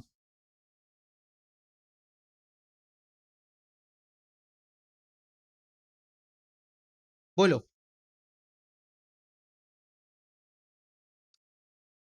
सेकंड का आंसर तो एकदम ऑब्वियस हो गया है। तो मैं दी बताता हूं मैं सेकंड का आंसर, वैसे सॉरी सेवेंथ का आंसर। विनय बताओ, क्या 10 साल पहले फादर की एज सन के एज के 4 टाइम्स थी? क्या 10 साल बाद फादर की एज सन के एज के 2 टाइम्स होगी? हाँ। तो बस ऑप्शन नंबर ए आंसर है, क्योंकि वही क्राइटेरिया था क्वेश्चन में। बाकी ऑप्शन से आंसर आएगा नहीं वैसे। ऑप्शन नंबर 2 ट्राई करें। हाँ भैया ऐसे ही कर लो सेटिस्फैक्शन के लिए, बिल्कुल कर लेते हैं। चलो 10 साल पहले होगी एज 50 साल और 10 साल। ओ माई गॉड, क्या ये 4 टाइम्स है बच्चों? नहीं, ये तो 5 टाइम्स है। 10 साल पहले अगर उनकी प्रेजेंट एज 60 और 20 है, तो 10 साल पहले ये तो 5 टाइम्स हो गई। पहला ही कंडीशन मैच नहीं हुआ, पहला ही कंडीशन मैच नहीं हुआ। ठीक है। और दूसरा कंडीशन हो जाएगा 70 साल और 30 साल। लो भाई, दूसरा कंडीशन भी मैच नहीं हुआ। अरे अरे अरे। और तीसरा तो कुछ और ही 55 25। अच्छा चलो इधर देखो, बच्चों बोल रहे हैं 2 नंबर का प्रोडक्ट निकालो, 3200 आना चाहिए। मेरे को एक बात बताओ, मेरे को एक बात बताओ। और वैसे एक सेकंड, सेकंड कंडीशन भी मैं पढ़ा देता हूं। सेकंड कंडीशन बोल रहा है कि बड़े वाले नंबर को छोटे वाले नंबर से डिवाइड करोगे तो 2 आना चाहिए। ठीक है। बड़े वाले नंबर को छोटे वाले नंबर से डिवाइड करोगे तो 2 आना चाहिए। मेरे को एक बात बताओ, 200 को 16 से डिवाइड करने से 2 आता है? 200 को 16 से डिवाइड करने से 2 आएगा? नहीं, तो ऑप्शन नंबर 1 तो आंसर हो ही नहीं सकता। ऑप्शन नंबर 2, 160 को 20 से डिवाइड करोगे तो 2 आएगा? नहीं, 160 को 20 से डिवाइड करोगे तो 2 नहीं आएगा। बोलो सोनम, 2 आएगा क्या? नहीं आएगा। तो ए और बी तो वैसे भी आंसर नहीं हो सकता। हाँ, सी आंसर हो सकता है। 60 को 30 से डिवाइड करने से 2 आता है और 80 को 40 से डिवाइड करने से भी 2 आता है, तो सी और डी आंसर हो सकता है। अब मैंने सेकंड कंडीशन चेक कर ली। फर्स्ट कंडीशन क्या है कि वो दोनों नंबर को मल्टीप्लाई करने से 3200 आना चाहिए। इन दोनों को मल्टीप्लाई करने से 1800 आ रहा है, 6 3 18। और और इन दोनों को मल्टीप्लाई करने से 3200 आ रहा है। इन दोनों को मल्टीप्लाई करने से 3200 आ रहा है, तो डी आंसर है। मजाक? फटाफट से बताओ, इज इट जोक और समथिंग? बोलो।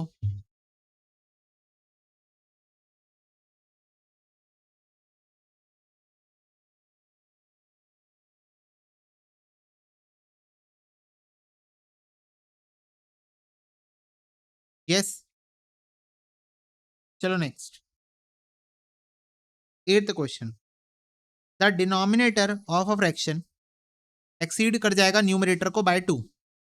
तो जो डिनोमिनेटर है यानी जो नीचे है, ओके, वो एक्सीड कर जाएगा न्यूमरेटर को by 2। If 5 be added to the numerator the fraction increase by unity. Unity का मतलब होता है 1।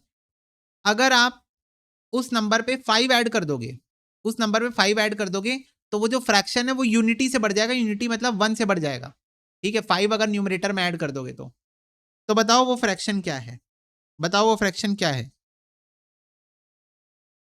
चलो बताओ। एक्सीड मतलब होता है डिफरेंस।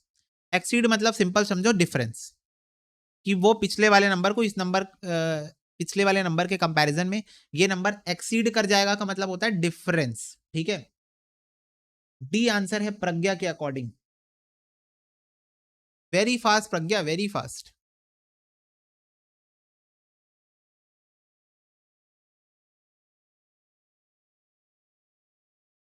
एग्जैक्टली सौम्यदीप, तो इसलिए तो सेकंड कंडीशन चेक करनी होती है हम लोग को। चलो बताओ, फटाफट से बताओ।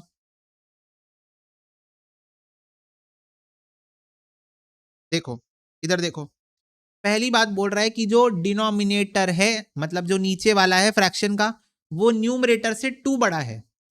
फटाफट से बताओ, क्या ऑप्शन नंबर 1 में ये 2 बड़ा है? हाँ। क्या ऑप्शन नंबर 2 में भी ये 2 बड़ा है? हाँ। क्या ऑप्शन नंबर 3 में भी ये 2 बड़ा है? हाँ। और क्या ये ऑप्शन नंबर 4 में भी 2 बड़ा है? हाँ भाई हाँ। तो हर ऑप्शन में डिनोमिनेटर न्यूमरेटर से 2 बड़ा है। तो पहली कंडीशन तो फालतू हो गई। बोलो यस और नो। पहली कंडीशन तो टाइम पास है, पहली कंडीशन तो टाइम पास है क्योंकि चारों ऑप्शन सेटिस्फाई कर रहा है। तो दूसरी कंडीशन पे जरा नजरें गड़ाओ। दूसरी कंडीशन ये कह रही है कि अगर न्यूमरेटर में 5 ऐड कर दोगे तो जो आपका फ्रैक्शन था वो यूनिटी से बढ़ जाएगा। यूनिटी मतलब होता है 1, 1 से बढ़ जाएगा। तो मेरे को एक बात बताओ बच्चों, क्योंकि बहुत सारे बच्चे डी आंसर दे चुके हैं, मैं डी से ट्राई करता हूं। मेरे को फटाफट से बताओ। पहले तो है ये 3/5, बोल रहा है न्यूमरेटर में 5 ऐड कर दो, तो क्या ये 8/5 बन गया? फटाफट से बताओ, क्या ये 8/5 बन गया?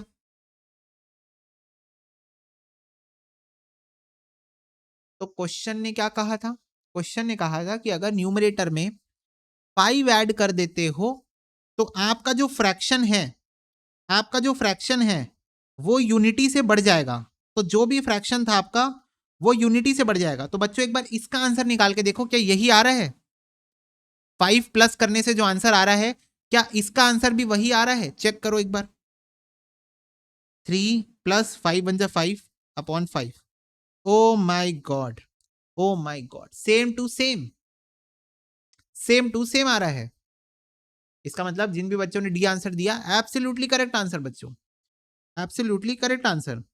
तो क्वेश्चन ने क्या कहा था कि अगर आप सिर्फ न्यूमरेटर में, अगर आप सिर्फ न्यूमरेटर में 5 ऐड कर देते हो तो जो आंसर आएगा वो आंसर बेसिकली आपके फ्रैक्शन में 1 प्लस करने से भी वही आंसर आएगा।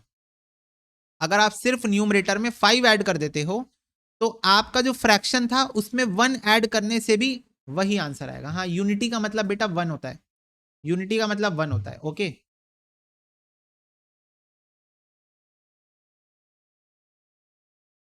ओके, समझ में आया बच्चों? बोलो यस और नो।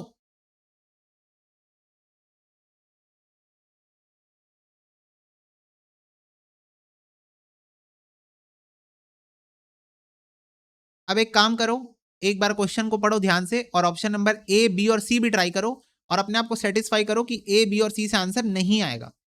करो एक बार, प्रैक्टिस पर्पज से करो solve. A, B, C, D चारों ऑप्शन से ट्राई करो, चारों option. I am giving you time, try to solve this question by all 4 option. ठीक है, आराम आराम से करो ट्राई। ओके भैया, चलो बताओ किया तुमने सॉल्व? बोलो यस। समझ में आ गया बच्चे से? ट्रिकी क्वेश्चन था ना ये, ट्रिकी था थोड़ा सा, वर्ड गेम था इसमें, वर्ड गेम।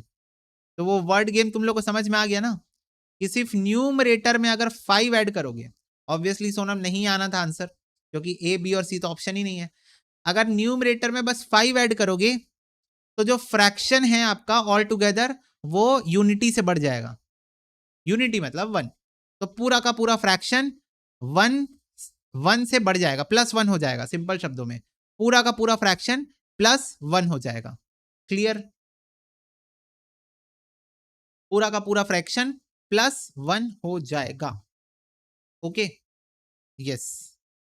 चलो नेक्स्ट बच्चों देखो, 3 पर्सन है, mister Roy, mister Paul, mister Singh, together 51 rupees है उन लोग के पास। मिस्टर पॉल के पास बच्चों 4 रुपए कम है मिस्टर रॉय के कंपैरिजन में। मिस्टर पॉल कौन है? दूसरा बंदा है, रॉय पहला बंदा है, सिंह तीसरा बंदा है। तो पॉल के पास ना रॉय के कंपैरिजन में 4 रुपए कम है। बोलो हाँ।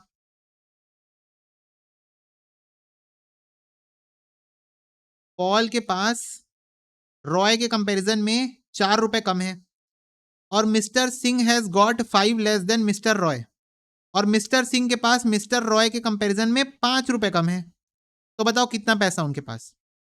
तो बच्चों मान लो रॉय के पास 20 है, तो क्या पॉल के पास 4 कम है? फटाफट से बताओ, सारे बच्चे बताओ। मान लो रॉय के पास 20 है, तो क्या पॉल के पास 4 कम है?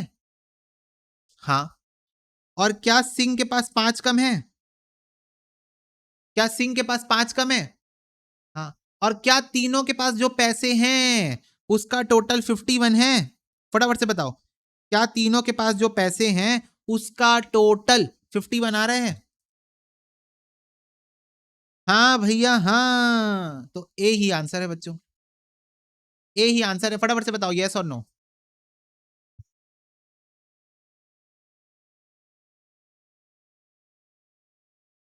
इजी, बोलो यस और नो।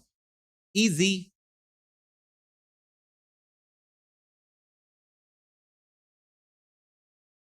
Yes, okay. चलो next, a number consist of 2 digit, एक 2 डिजिट का नंबर है। The digit in the tens place, tens place क्या होता है बच्चों तुम लोगों को याद है?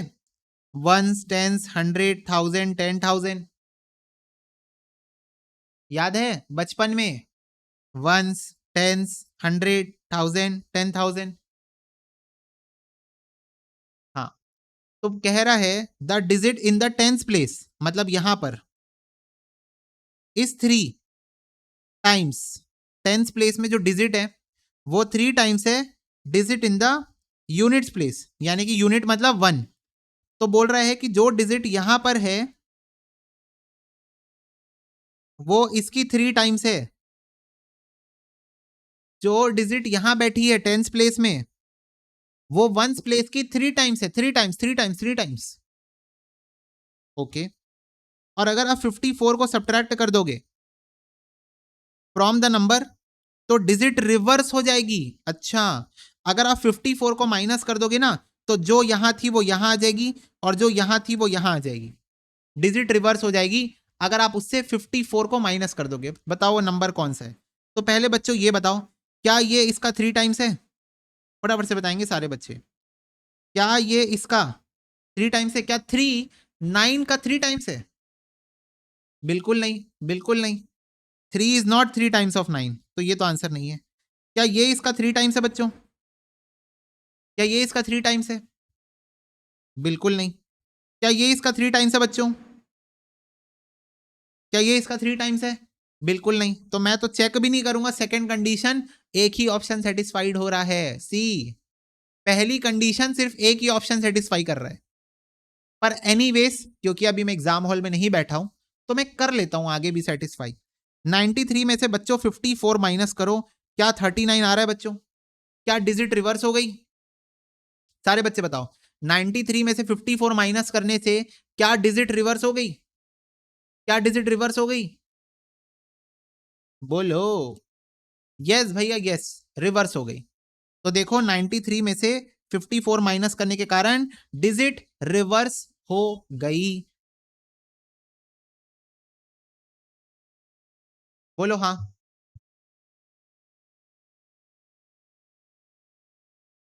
यस।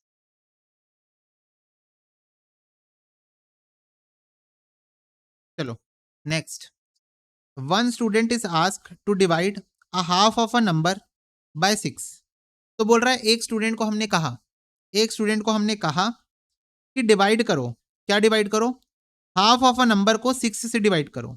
अच्छा, तो एक नंबर ले लो, एक नंबर ले लो, उसके हाफ को, एक नंबर ले लो उसके हाफ को 6 से डिवाइड कर दो।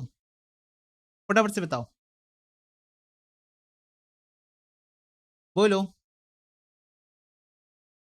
पिछले पिछले वाला क्वेश्चन में बेटा, पिछले वाले क्वेश्चन में आपसे ये कह रहा था कि आपका पास एक 2 डिजिट का नंबर है, आपके पास एक 2 डिजिट का नंबर है, 1 और 2, और जो नंबर यहां पर है वो इस वाले नंबर का 3 टाइम्स है। जो नंबर यहां पर है, यहां पर, वो इस वाले नंबर का 3 टाइम्स है। तो मुझे एक बात बताओ, यहां 3 और यहां 9 है, तो क्या ये इसका 3 टाइम्स है? पिछले 3 की टेबल में 3 3 9 आता है।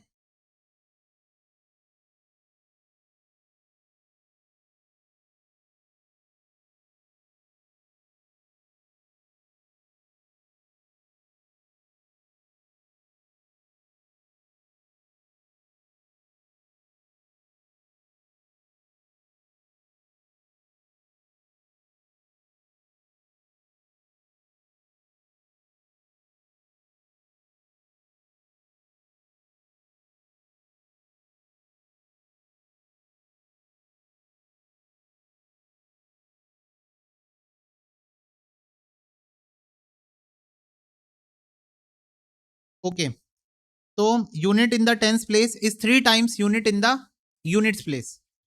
तो ये 93 बस एक ही ऑप्शन सेटिस्फाई कर रहा था इस कंडीशन को, तो इसके आगे तो वैसे कंडीशन चेक करने की जरूरत ही नहीं है, क्योंकि बस एक ही ऑप्शन ऐसा है जो इस फर्स्ट कंडीशन को सेटिस्फाई कर रहा है। एनीवे सेकंड कंडीशन ने बोला कि अगर आप 54 माइनस कर दोगे तो जो आंसर आएगा उस आंसर में ये वाला जो डिजिट था वो रिवर्स हो चुका होगा। तो हाँ, हमारा आंसर आ चुका है, वो डिजिट रिवर्स हो गई, वो डिजिट रिवर्स हो गई, 93 39 बन गई 54 माइनस करने के कारण।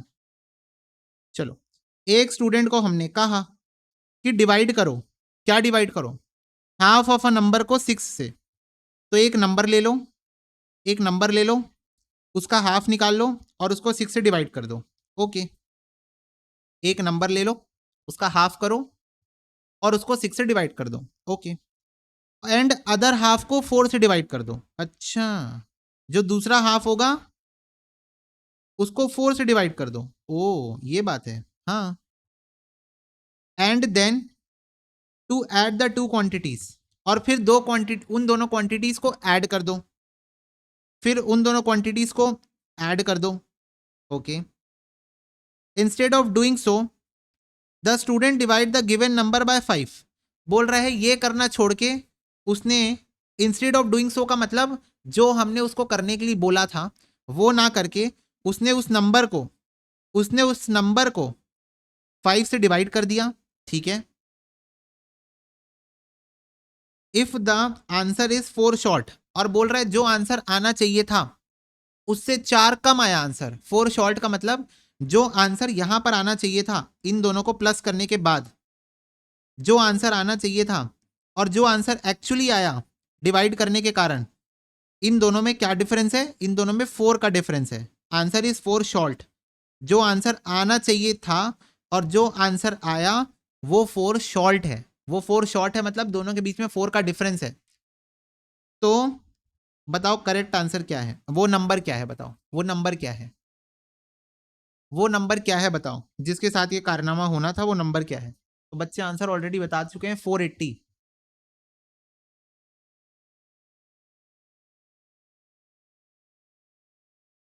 480। हमने उस बच्चे को क्या कहा कि उस नंबर के पहले 2 टुकड़े कर दो। ठीक है, 2 टुकड़े करो बच्चों, तो 2 टुकड़े हो जाएंगे 240 और 240। पहले टुकड़े को 6 से डिवाइड करो और दूसरे टुकड़े को 4 से डिवाइड करो, फिर ये दोनों जो आएगा उसको ऐड कर देना।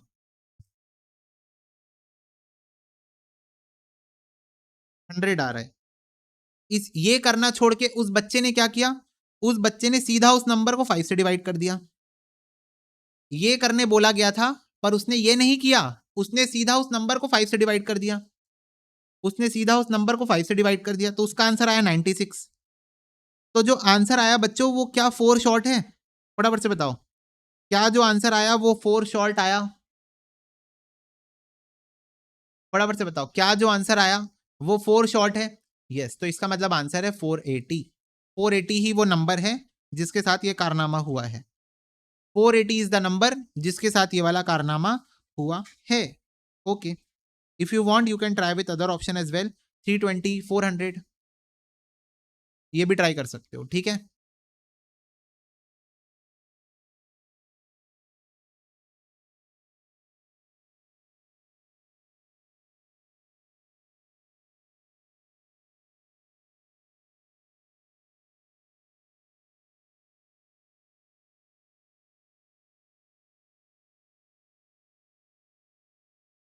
बोलो क्लियर।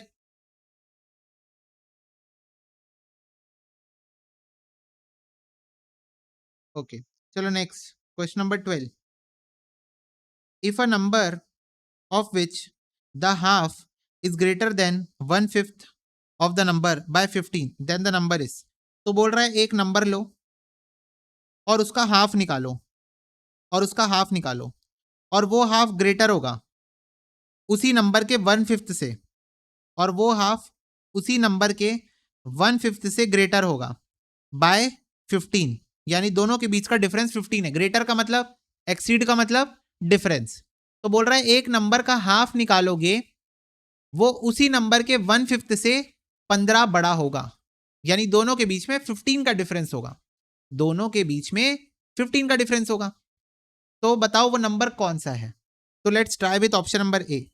अगर 50 का हाफ निकालोगे तो 25 आएगा, और 50 का 1/5 निकालोगे तो 10 आएगा, दोनों के बीच का डिफरेंस आ गया 15। बोलो येस और नो। तो ए ही आंसर है। फटाफट से बताओ बच्चों, क्या हमें बात समझ में आई? ए ही आंसर है। इजी, एक नंबर का हाफ निकालोगे वो ग्रेटर है उसी नंबर के 1/5 से बाय 15, यानी दोनों के बीच में 15 का डिफरेंस है।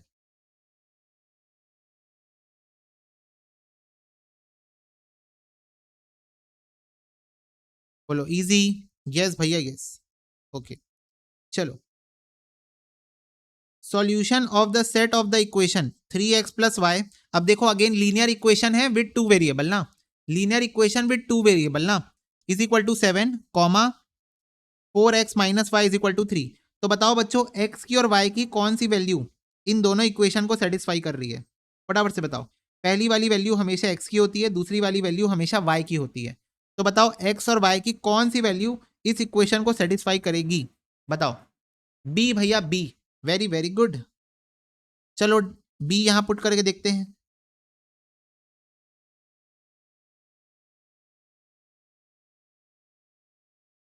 इस इक्वेशन को तो सेटिस्फाई कर गई।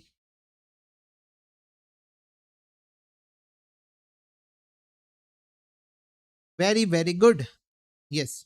तो दोनों इक्वेशन को बेटा x और y की वैल्यू 1 ने सेटिस्फाई कर दिया। बोलो यस और no.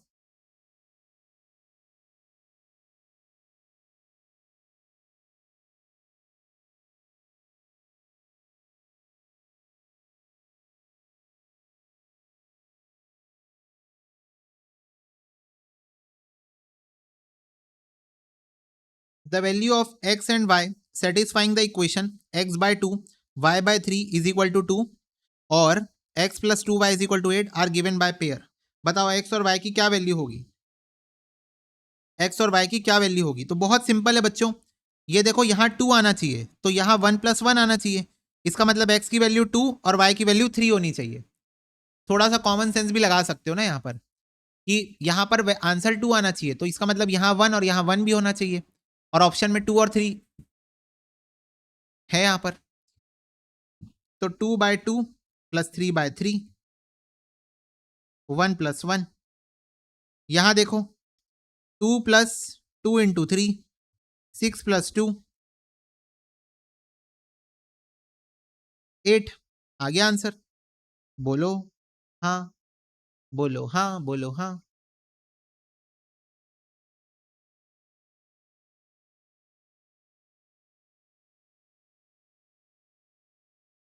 Okay, next. x/p y/q 2 के बराबर है और x + y p + q के बराबर है, तो are satisfied by the value. अब मेरे को एक बात बताओ, ऑप्शन देखो ही मत, ऑप्शन देखो ही मत, बताओ x की वैल्यू और y की वैल्यू क्या होनी चाहिए जिससे 2 आ जाए। इसको 2 लाने के लिए हमको 1 + 1 लाना पड़ेगा, और 1 + 1 लाने के लिए हमको x की वैल्यू को p और y की वैल्यू को q मानना पड़ेगा। बोलो यस और नो। Common sense. ऑब्वियसली हमारे पास ऑप्शन है, पर ऑप्शन ना भी हो तो कॉमन सेंस की बत्ती जलाओ, कॉमन सेंस की बत्ती जलाओ। तो यहां पर x की वैल्यू p होनी चाहिए और y की वैल्यू q होनी चाहिए, तब जाके हमारा आंसर 2 आएगा। यहां पर अगर x की वैल्यू p डाल दोगे, y की वैल्यू q डाल दोगे, तो लो आ गया p + q। हो गया दोनों इक्वेशन सेटिस्फाई। इजी है कि नहीं है बस ये बता दो। इजी? बोलो yes. Okay, question number 4, x और y की वैल्यू बताओ। x और y की वैल्यू 1/4 1/3, यही है शायद आंसर। वैसे 1/16 इंटू 1/4 प्लस 1/15 इंटू 1/3, 3 5 जा 15, 4 4 जा 16। हाँ यही आंसर। 5 + 4/5 4 जा 20, 9/20। हाँ ए ही है बच्चों आंसर। तुम लोग भी ट्राई कर लो, एग्जाम में मुझे नहीं बैठना है, तुम लोग को बैठना है, तो तुम लोग भी ट्राई कर लो। x की वैल्यू 1/4, y की वैल्यू 1/3 लेने से आंसर आ रहा है। ओके भैया।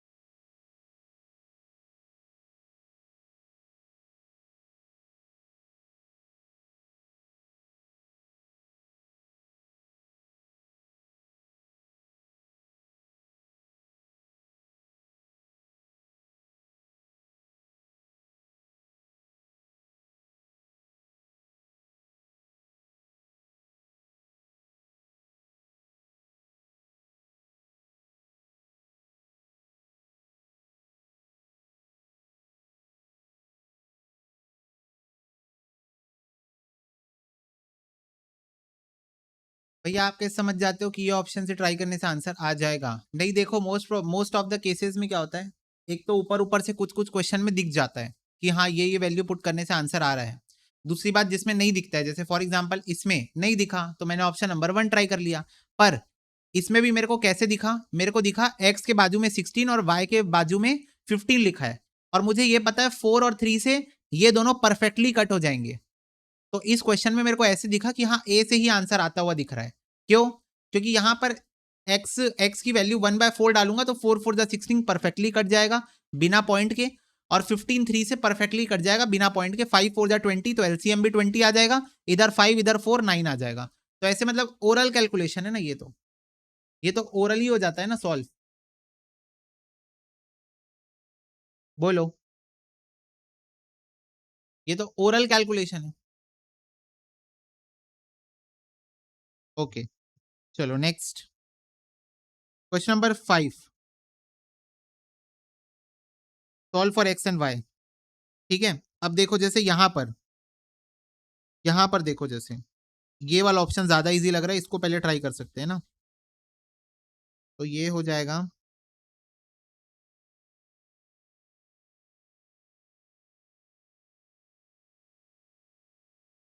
डी, आंसर है डी। डी आंसर है। अब देखो, अब तुम लोग पूछोगे कैसे पता चला। देखो यहां पर y माइनस एक्स है, और ये अगर मैं ऑप्शन नंबर ए के साथ ट्राई करूंगा तो आंसर, राइट साइड का आंसर नेगेटिव हो जाएगा, लेफ्ट साइड का आंसर पॉजिटिव हो जाएगा, तो ये आंसर हो नहीं सकता। सेम गोज विद बी और सेम गोज विद सी, तो इसीलिए आंसर डी हो सकता है डी, और मोस्ट प्रोबेबली वही होगा। तो y माइनस एक्स यानी कि 5 - 2, तो ये हो जाएगा 30, और 5 2 जा 10, 30। लो आ गया डी आंसर। समझे? तो ऐसे पता लगाते हैं कि मतलब थोड़ा देर रुक के एक बार कैलकुलेट करने की कोशिश करो अपने दिमाग में। ठीक है, और बाकी अब जिसको ये अटेम्प्ट करना है कर लो, पर वैसे तो आंसर आ गया। देखो ये हो जाएगा 2 2 जा 4, ये हो जाएगा 5 1 जा 5, 7/10 प्लस 3/10।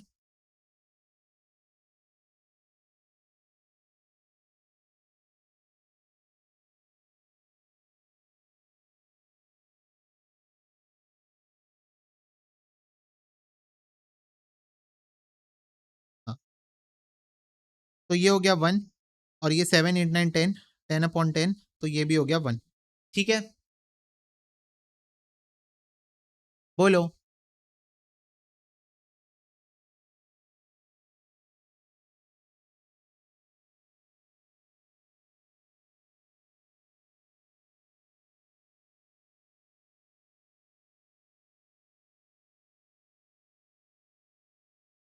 भैया बी भी हो रहा है क्या? नहीं नहीं, बी नहीं होगा, बी नहीं होगा। -5 + 2, ये हो जाएगा माइनस आपका 3 हो जाएगा, तो ये -30 दे देगा, और इस तरफ माइनस माइनस प्लस हो जाएगा, तो एक तरफ पॉजिटिव एक तरफ नेगेटिव आ गया ना। -2 इंटू -5, माइनस माइनस प्लस हो जाएगा, 5 2 जा 10, 30, तो इधर वाला 30 पॉजिटिव आ रहा है, उधर वाला नेगेटिव आ रहा है, तो बी कैसे होगा, है ना। चलो नेक्स्ट 6 क्वेश्चन देखो। The pair satisfying the equation x + 5y = 36।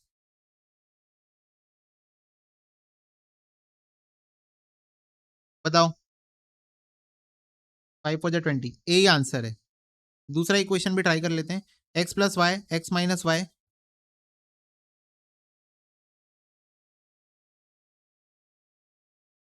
20,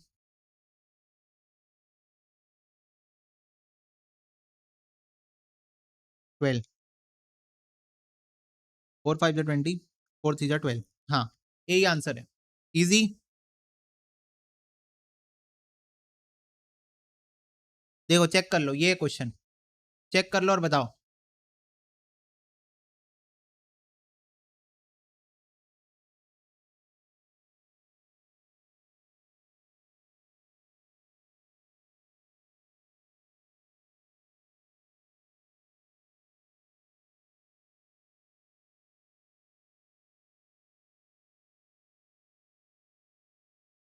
okay Adil, okay.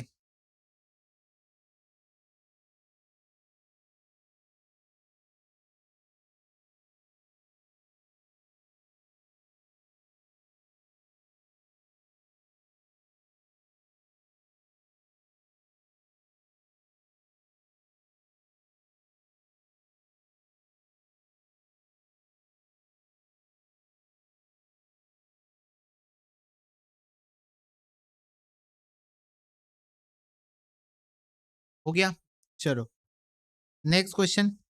Solve for x and Y.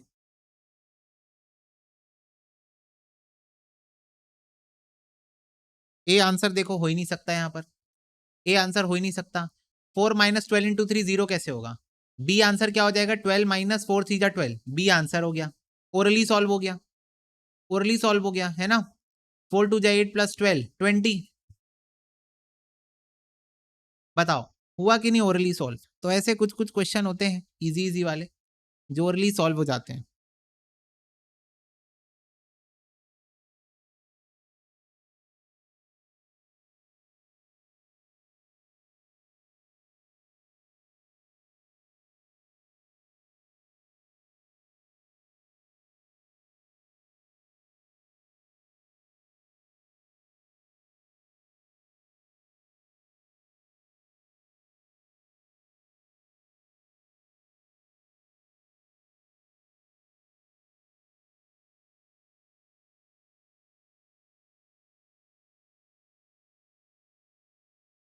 Simultaneous equation this और this have the solution given by. बताओ।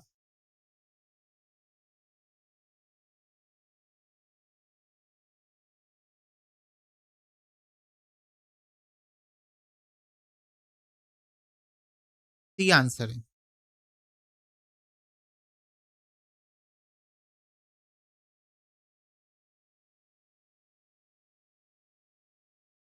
ओरल कैलकुलेशन चल रही बेटा, ओरल ओरल चल रही कैलकुलेशन।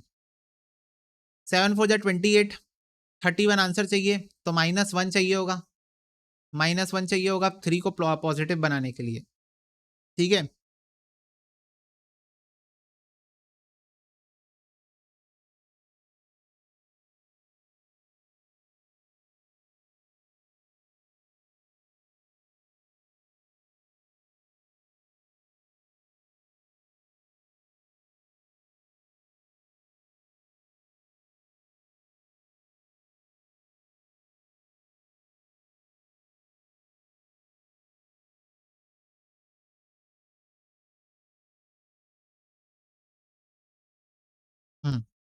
ठीक है। Question number 9, 1.5x 2.4y is equal to 1.8, 2.5x plus 1 is equal to 7y, have the solution। बताओ। तो कैलकुलेटर पे करूंगा इसको तो मैं 1.5 into 0.5 memory plus 2.4 into 0.4 memory plus MRC 1.71 आ रहा है, तो ए आंसर नहीं है। 1.5 into 0.4 memory plus 2.4 into 0.5 memory plus MRC, B आ गया answer. 0.4 plus 1 into 2.5 memory plus 7 into 0.5 memory minus MRC, हाँ यस, बी आ गया आंसर।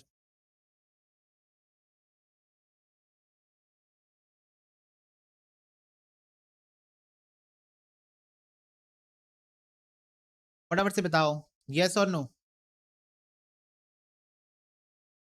यस और नो। यस भैया यस। इजी कि नहीं, बताओ बच्चों, इजी है या नहीं?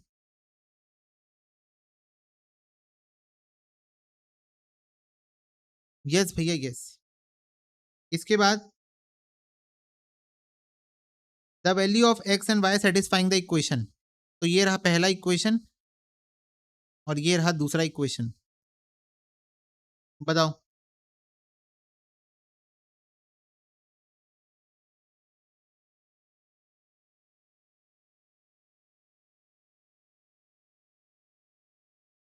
ऑप्शन नंबर डी ट्राई करो, डी। एक्स की वैल्यू 2, वाई की वैल्यू 1। एक्स की वैल्यू 2 ट्राई करो और वाई की वैल्यू 1। इस वाले इक्वेशन को देख के मैंने ट्राई किया ना ये, तो ये हो जाएगा 3/3 और ये हो जाएगा 2, तो 3/3 हो गया 1 प्लस 2 इज इक्वल टू 3, ये तो आ गया। दूसरा इक्वेशन देखो, 2 upon 2 plus 1 plus 3 upon 2 minus 1, तो ये हो गया 3 और ये हो गया 2/3। ठीक है, तो ये हो जाएगा कितना, 3 3 जा 9 10 11, 11/3। क्या हम 11/3 को बोल सकते हैं 3.666666? हाँ। और बताओ क्या 3 2/3 को हम क्या बोल सकते हैं, 3 3 जा 9 10 11, इसको भी तो 11/3 बोलेंगे ना, मिक्स फ्रैक्शन से नॉर्मल में कन्वर्ट करो, है ना, मिक्स फ्रैक्शन से नॉर्मल में कन्वर्ट करो, तो 11/3 11/3 आ गया। ठीक है, बताओ, एक्स की वैल्यू 2 और वाई की वैल्यू 1 से आ गया आंसर। देखो, आराम से देखो और बताओ।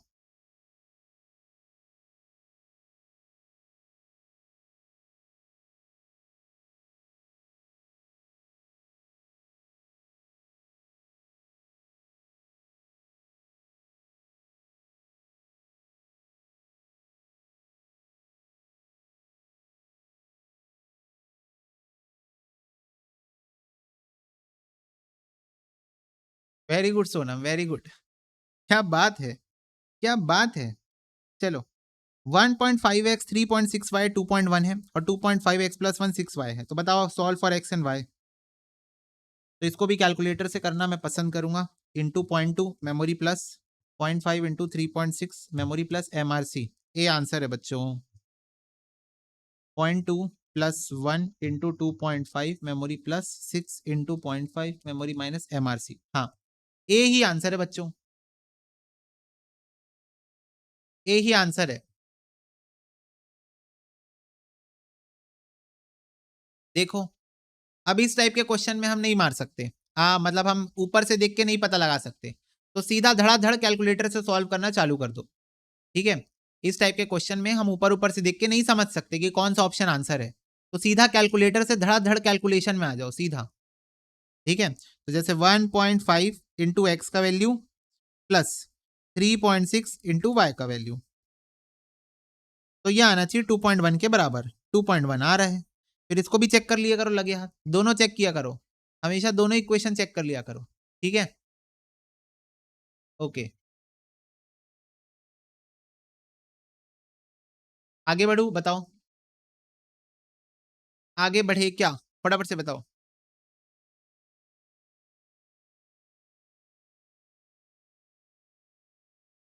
Yes, next question, question number 2, x upon 5 plus y upon 6 plus 1 is equal to x upon 6 y upon 5 is equal to 28 आना चाहिए। ठीक है, तो इसका और इसका वैल्यू 28 के बराबर आना चाहिए, बताओ।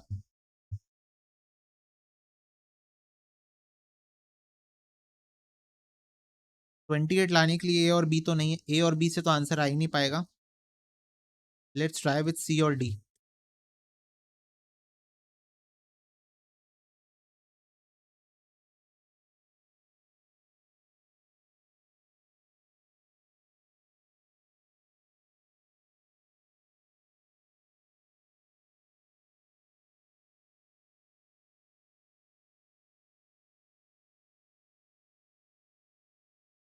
हाँ, सी से आ रहा है बच्चों आंसर, सी से आ रहा है आंसर 60/5 प्लस 90/6 प्लस 1, ये आ रहा है 28 के बराबर, और 60/6 प्लस 90/5 भी 28 के बराबर आ रहा है। ठीक है, डन है। ये दोनों में अगर x की वैल्यू 60 और y की वैल्यू 90 डालोगे तो ये 28 के बराबर आ रहा है। ओके, यस भैया। चलो क्वेश्चन नंबर 3 देखो, x y और z का वैल्यू बताना है, तो ये तो इससे मजाक क्वेश्चन है क्या इस दुनिया में, बस ये बता दो, इससे मजाक क्वेश्चन है इस दुनिया में। तीनों बराबर आना चाहिए, तीनों बराबर मतलब तीनों की वैल्यू 1 1 1 आ जानी चाहिए, 1 1 1 आ जानी चाहिए, तो ए ही आंसर है। x की वैल्यू 4, इसकी 3, इसकी 2।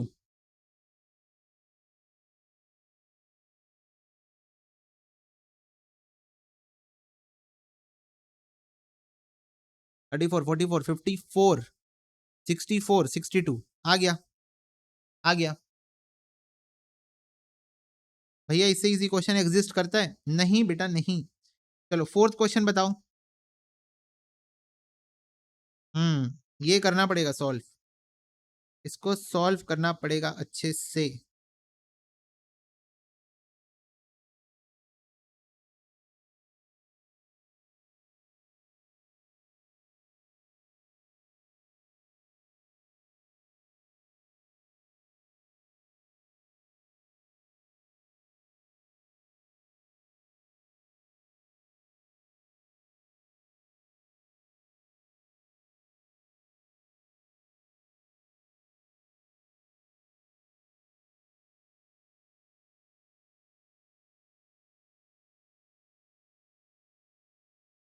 डी आंसर है, डी, डी आंसर है,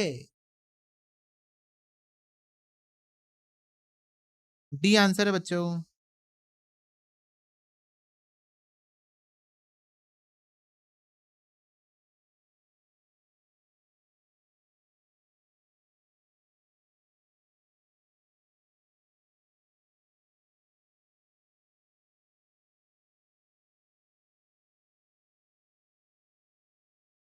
डी से ट्राई करो, देखो आ रहा है क्या आंसर तुम लोग का भी। डी से ट्राई करो और बताओ क्या तुम्हारा आंसर आ रहा है। मैं बेसिकली मेरा आंसर ए बी सी से नहीं आया, तो मैंने डी टिक कर दिया। ओके, ए बी और सी तीनों से आंसर नहीं आया मेरा, तो मैंने डी टिक कर दिया, क्योंकि एक ही ऑप्शन बचा ना। तो एक बार चेक कर लो, आ रहा है आंसर।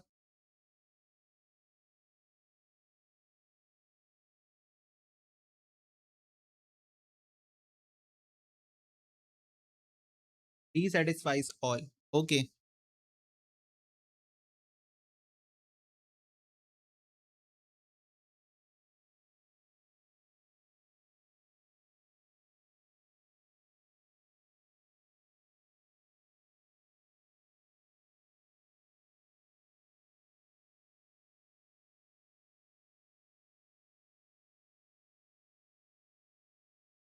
ओके चलो नेक्स्ट।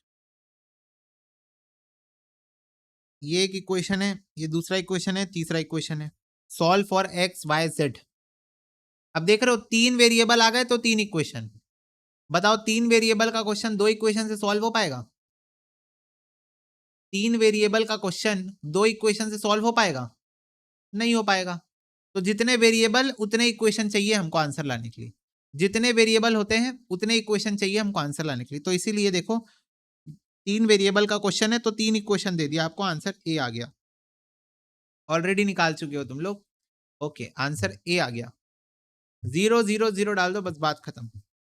और किसी से आंसर वैसे भी नहीं आ सकता क्योंकि यहाँ सिर्फ एक ही माइनस है और यहाँ भी सिर्फ एक ही माइनस है और यहाँ पर बीच वाला फिगर 3 है तो वो -3 कुछ नहीं बिगाड़ पाएगा, ये -4 भी कुछ नहीं बिगाड़ पाएगा, जीरो नहीं ला पाएगा आंसर, जीरो नहीं ला पाएगा आंसर। तो हमको फिगर माइनस में चाहिए, बड़ी से बड़ी फिगर माइनस में चाहिए थी, तो बेसिकली जीरो ही आंसर।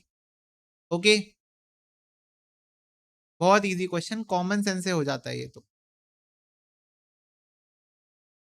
कॉमन सेंस से नहीं भी आया भैया तो क्या दिक्कत है, हमारे पास एग्जाम में कैलकुलेटर है, हम कैलकुलेटर से निकाल लेंगे। ओके चलो क्वेश्चन नंबर 6 बताओ। 6 बताओ।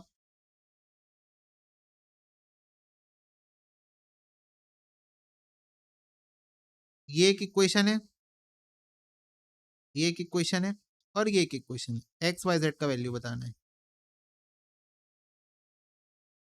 ठीक है ओके।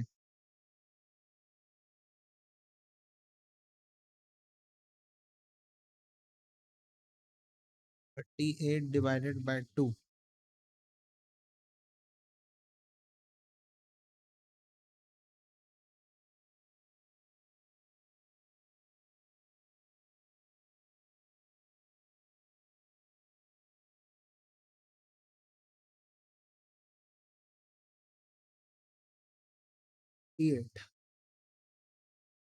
सी, सी आंसर।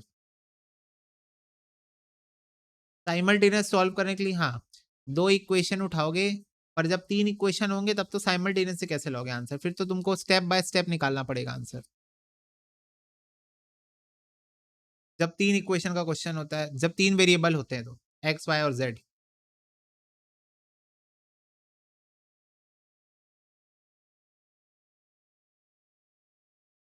सी है बच्चों, सी ट्राई करो, सी से आ रहा है answer. Try to solve using using option number सी।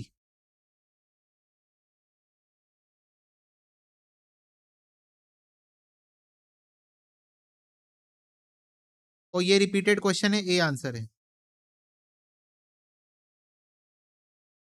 वही 7/10, 7/10 3/10 वाला है, 2 - 1। ठीक है बोलो, बोलो यस और नो, यस और नो, यस और नो, यस और नो, यस और नो। Okay 8th question.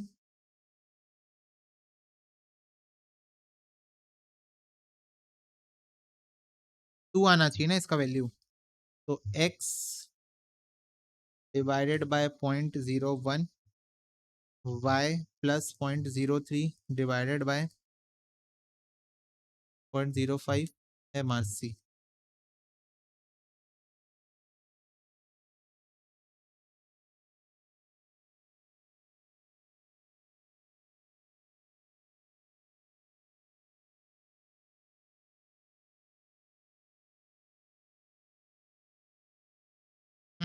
सी आंसर है, सी।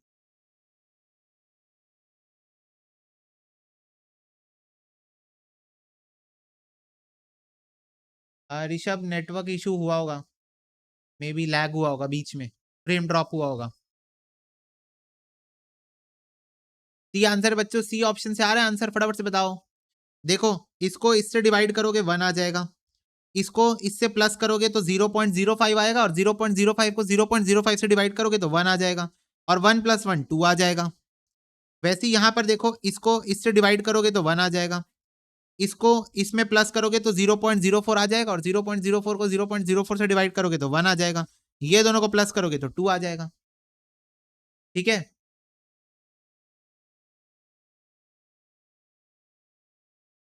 Okay yes. चलो 9th क्वेश्चन देखो बच्चों, 9th, ये फिर वैसे ही टाइप का क्वेश्चन आ गया है।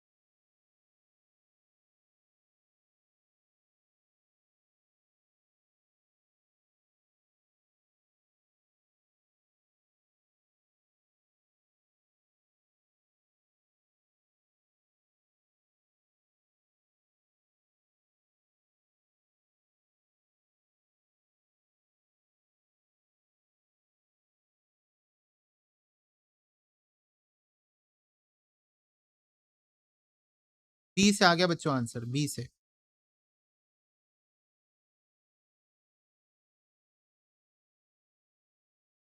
बी से आ रहा है सबका आंसर। थर्ड ऑप्शन भी ट्राई कर लेते हैं।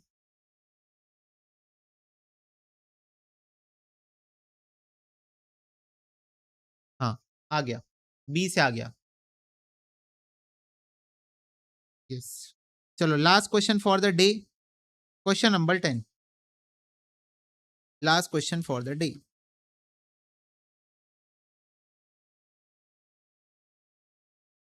ये हो जाएगा,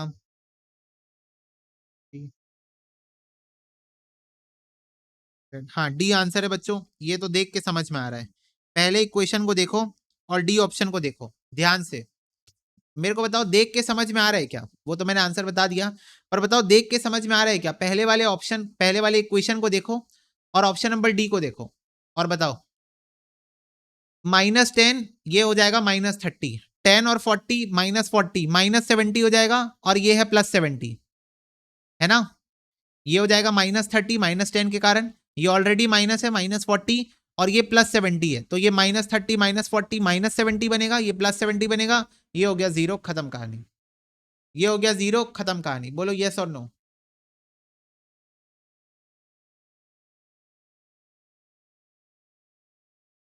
ओके, तो we are done for the day guys. If you want you can try exercise number 4 again, it's a word problem exercise. ठीक है, जैसे देखो मंथली इनकम ऑफ 2% 4:5 के रेशियो में है, तो बताओ कौन सा ऑप्शन 4:5 मैच कर रहा है? मेरे को एक बार बताओ कौन सा ऑप्शन 4:5 मैच कर रहा है? Monthly income of a person is in the ratio of 4:5, option number B. और उनका मंथली एक्सपेंस 7:9 के रेशियो में। अगर दोनों 50 पर मंथ सेव करें तो उनकी मंथली इनकम क्या है? तो बच्चों अगर ये उनका मंथली इनकम है, इसमें से 50 रुपए पर मंथ सेविंग माइनस कर दो तो खर्चे आ जाएंगे 350 और 450। इन दोनों का रेशियो क्या आ रहा है बताओ? इन दोनों का रेशियो आ रहा है 5 7 जा 35, 5 9 जा 45, तो बी आंसर है। तो इस तरीके का ये क्वेश्चन है, ये तो रेशियो वाला ही क्वेश्चन हो गया, रिपीटेड है, तो ये तो पहला क्वेश्चन तो छोड़ दो। ठीक है, ये तो रेशियो चैप्टर का ही क्वेश्चन हो गया। सेकंड क्वेश्चन से आप you can definitely try exercise number 5, 4 exercise हमने कर ली है, exercise number 5 you can try. अभी ये सब फंडामेंटल कॉन्सेप्ट्स पे चल रही है ना, अभी हम लोग डीप डाइव किए नहीं है what are the roots of equation and these topics, हम लोग अभी तक उस पर जंप किए नहीं है। ठीक है, okay, alpha and beta are the roots of equation, वो सब टॉपिक हमको पढ़ना है ऑब्वियसली, और ये सब अभी बेसिक कॉन्सेप्ट्स के ऊपर है, तो अभी हम वही कर रहे हैं, तो ये वाला एक्सरसाइज भी आपको बहुत आसानी से बन जाएगा। चलो बच्चों नेक्स्ट क्लास में मिलते हैं, ओके, विथ फर्दर कॉन्सेप्ट। तब तक के लिए God bless you, take care and bye bye.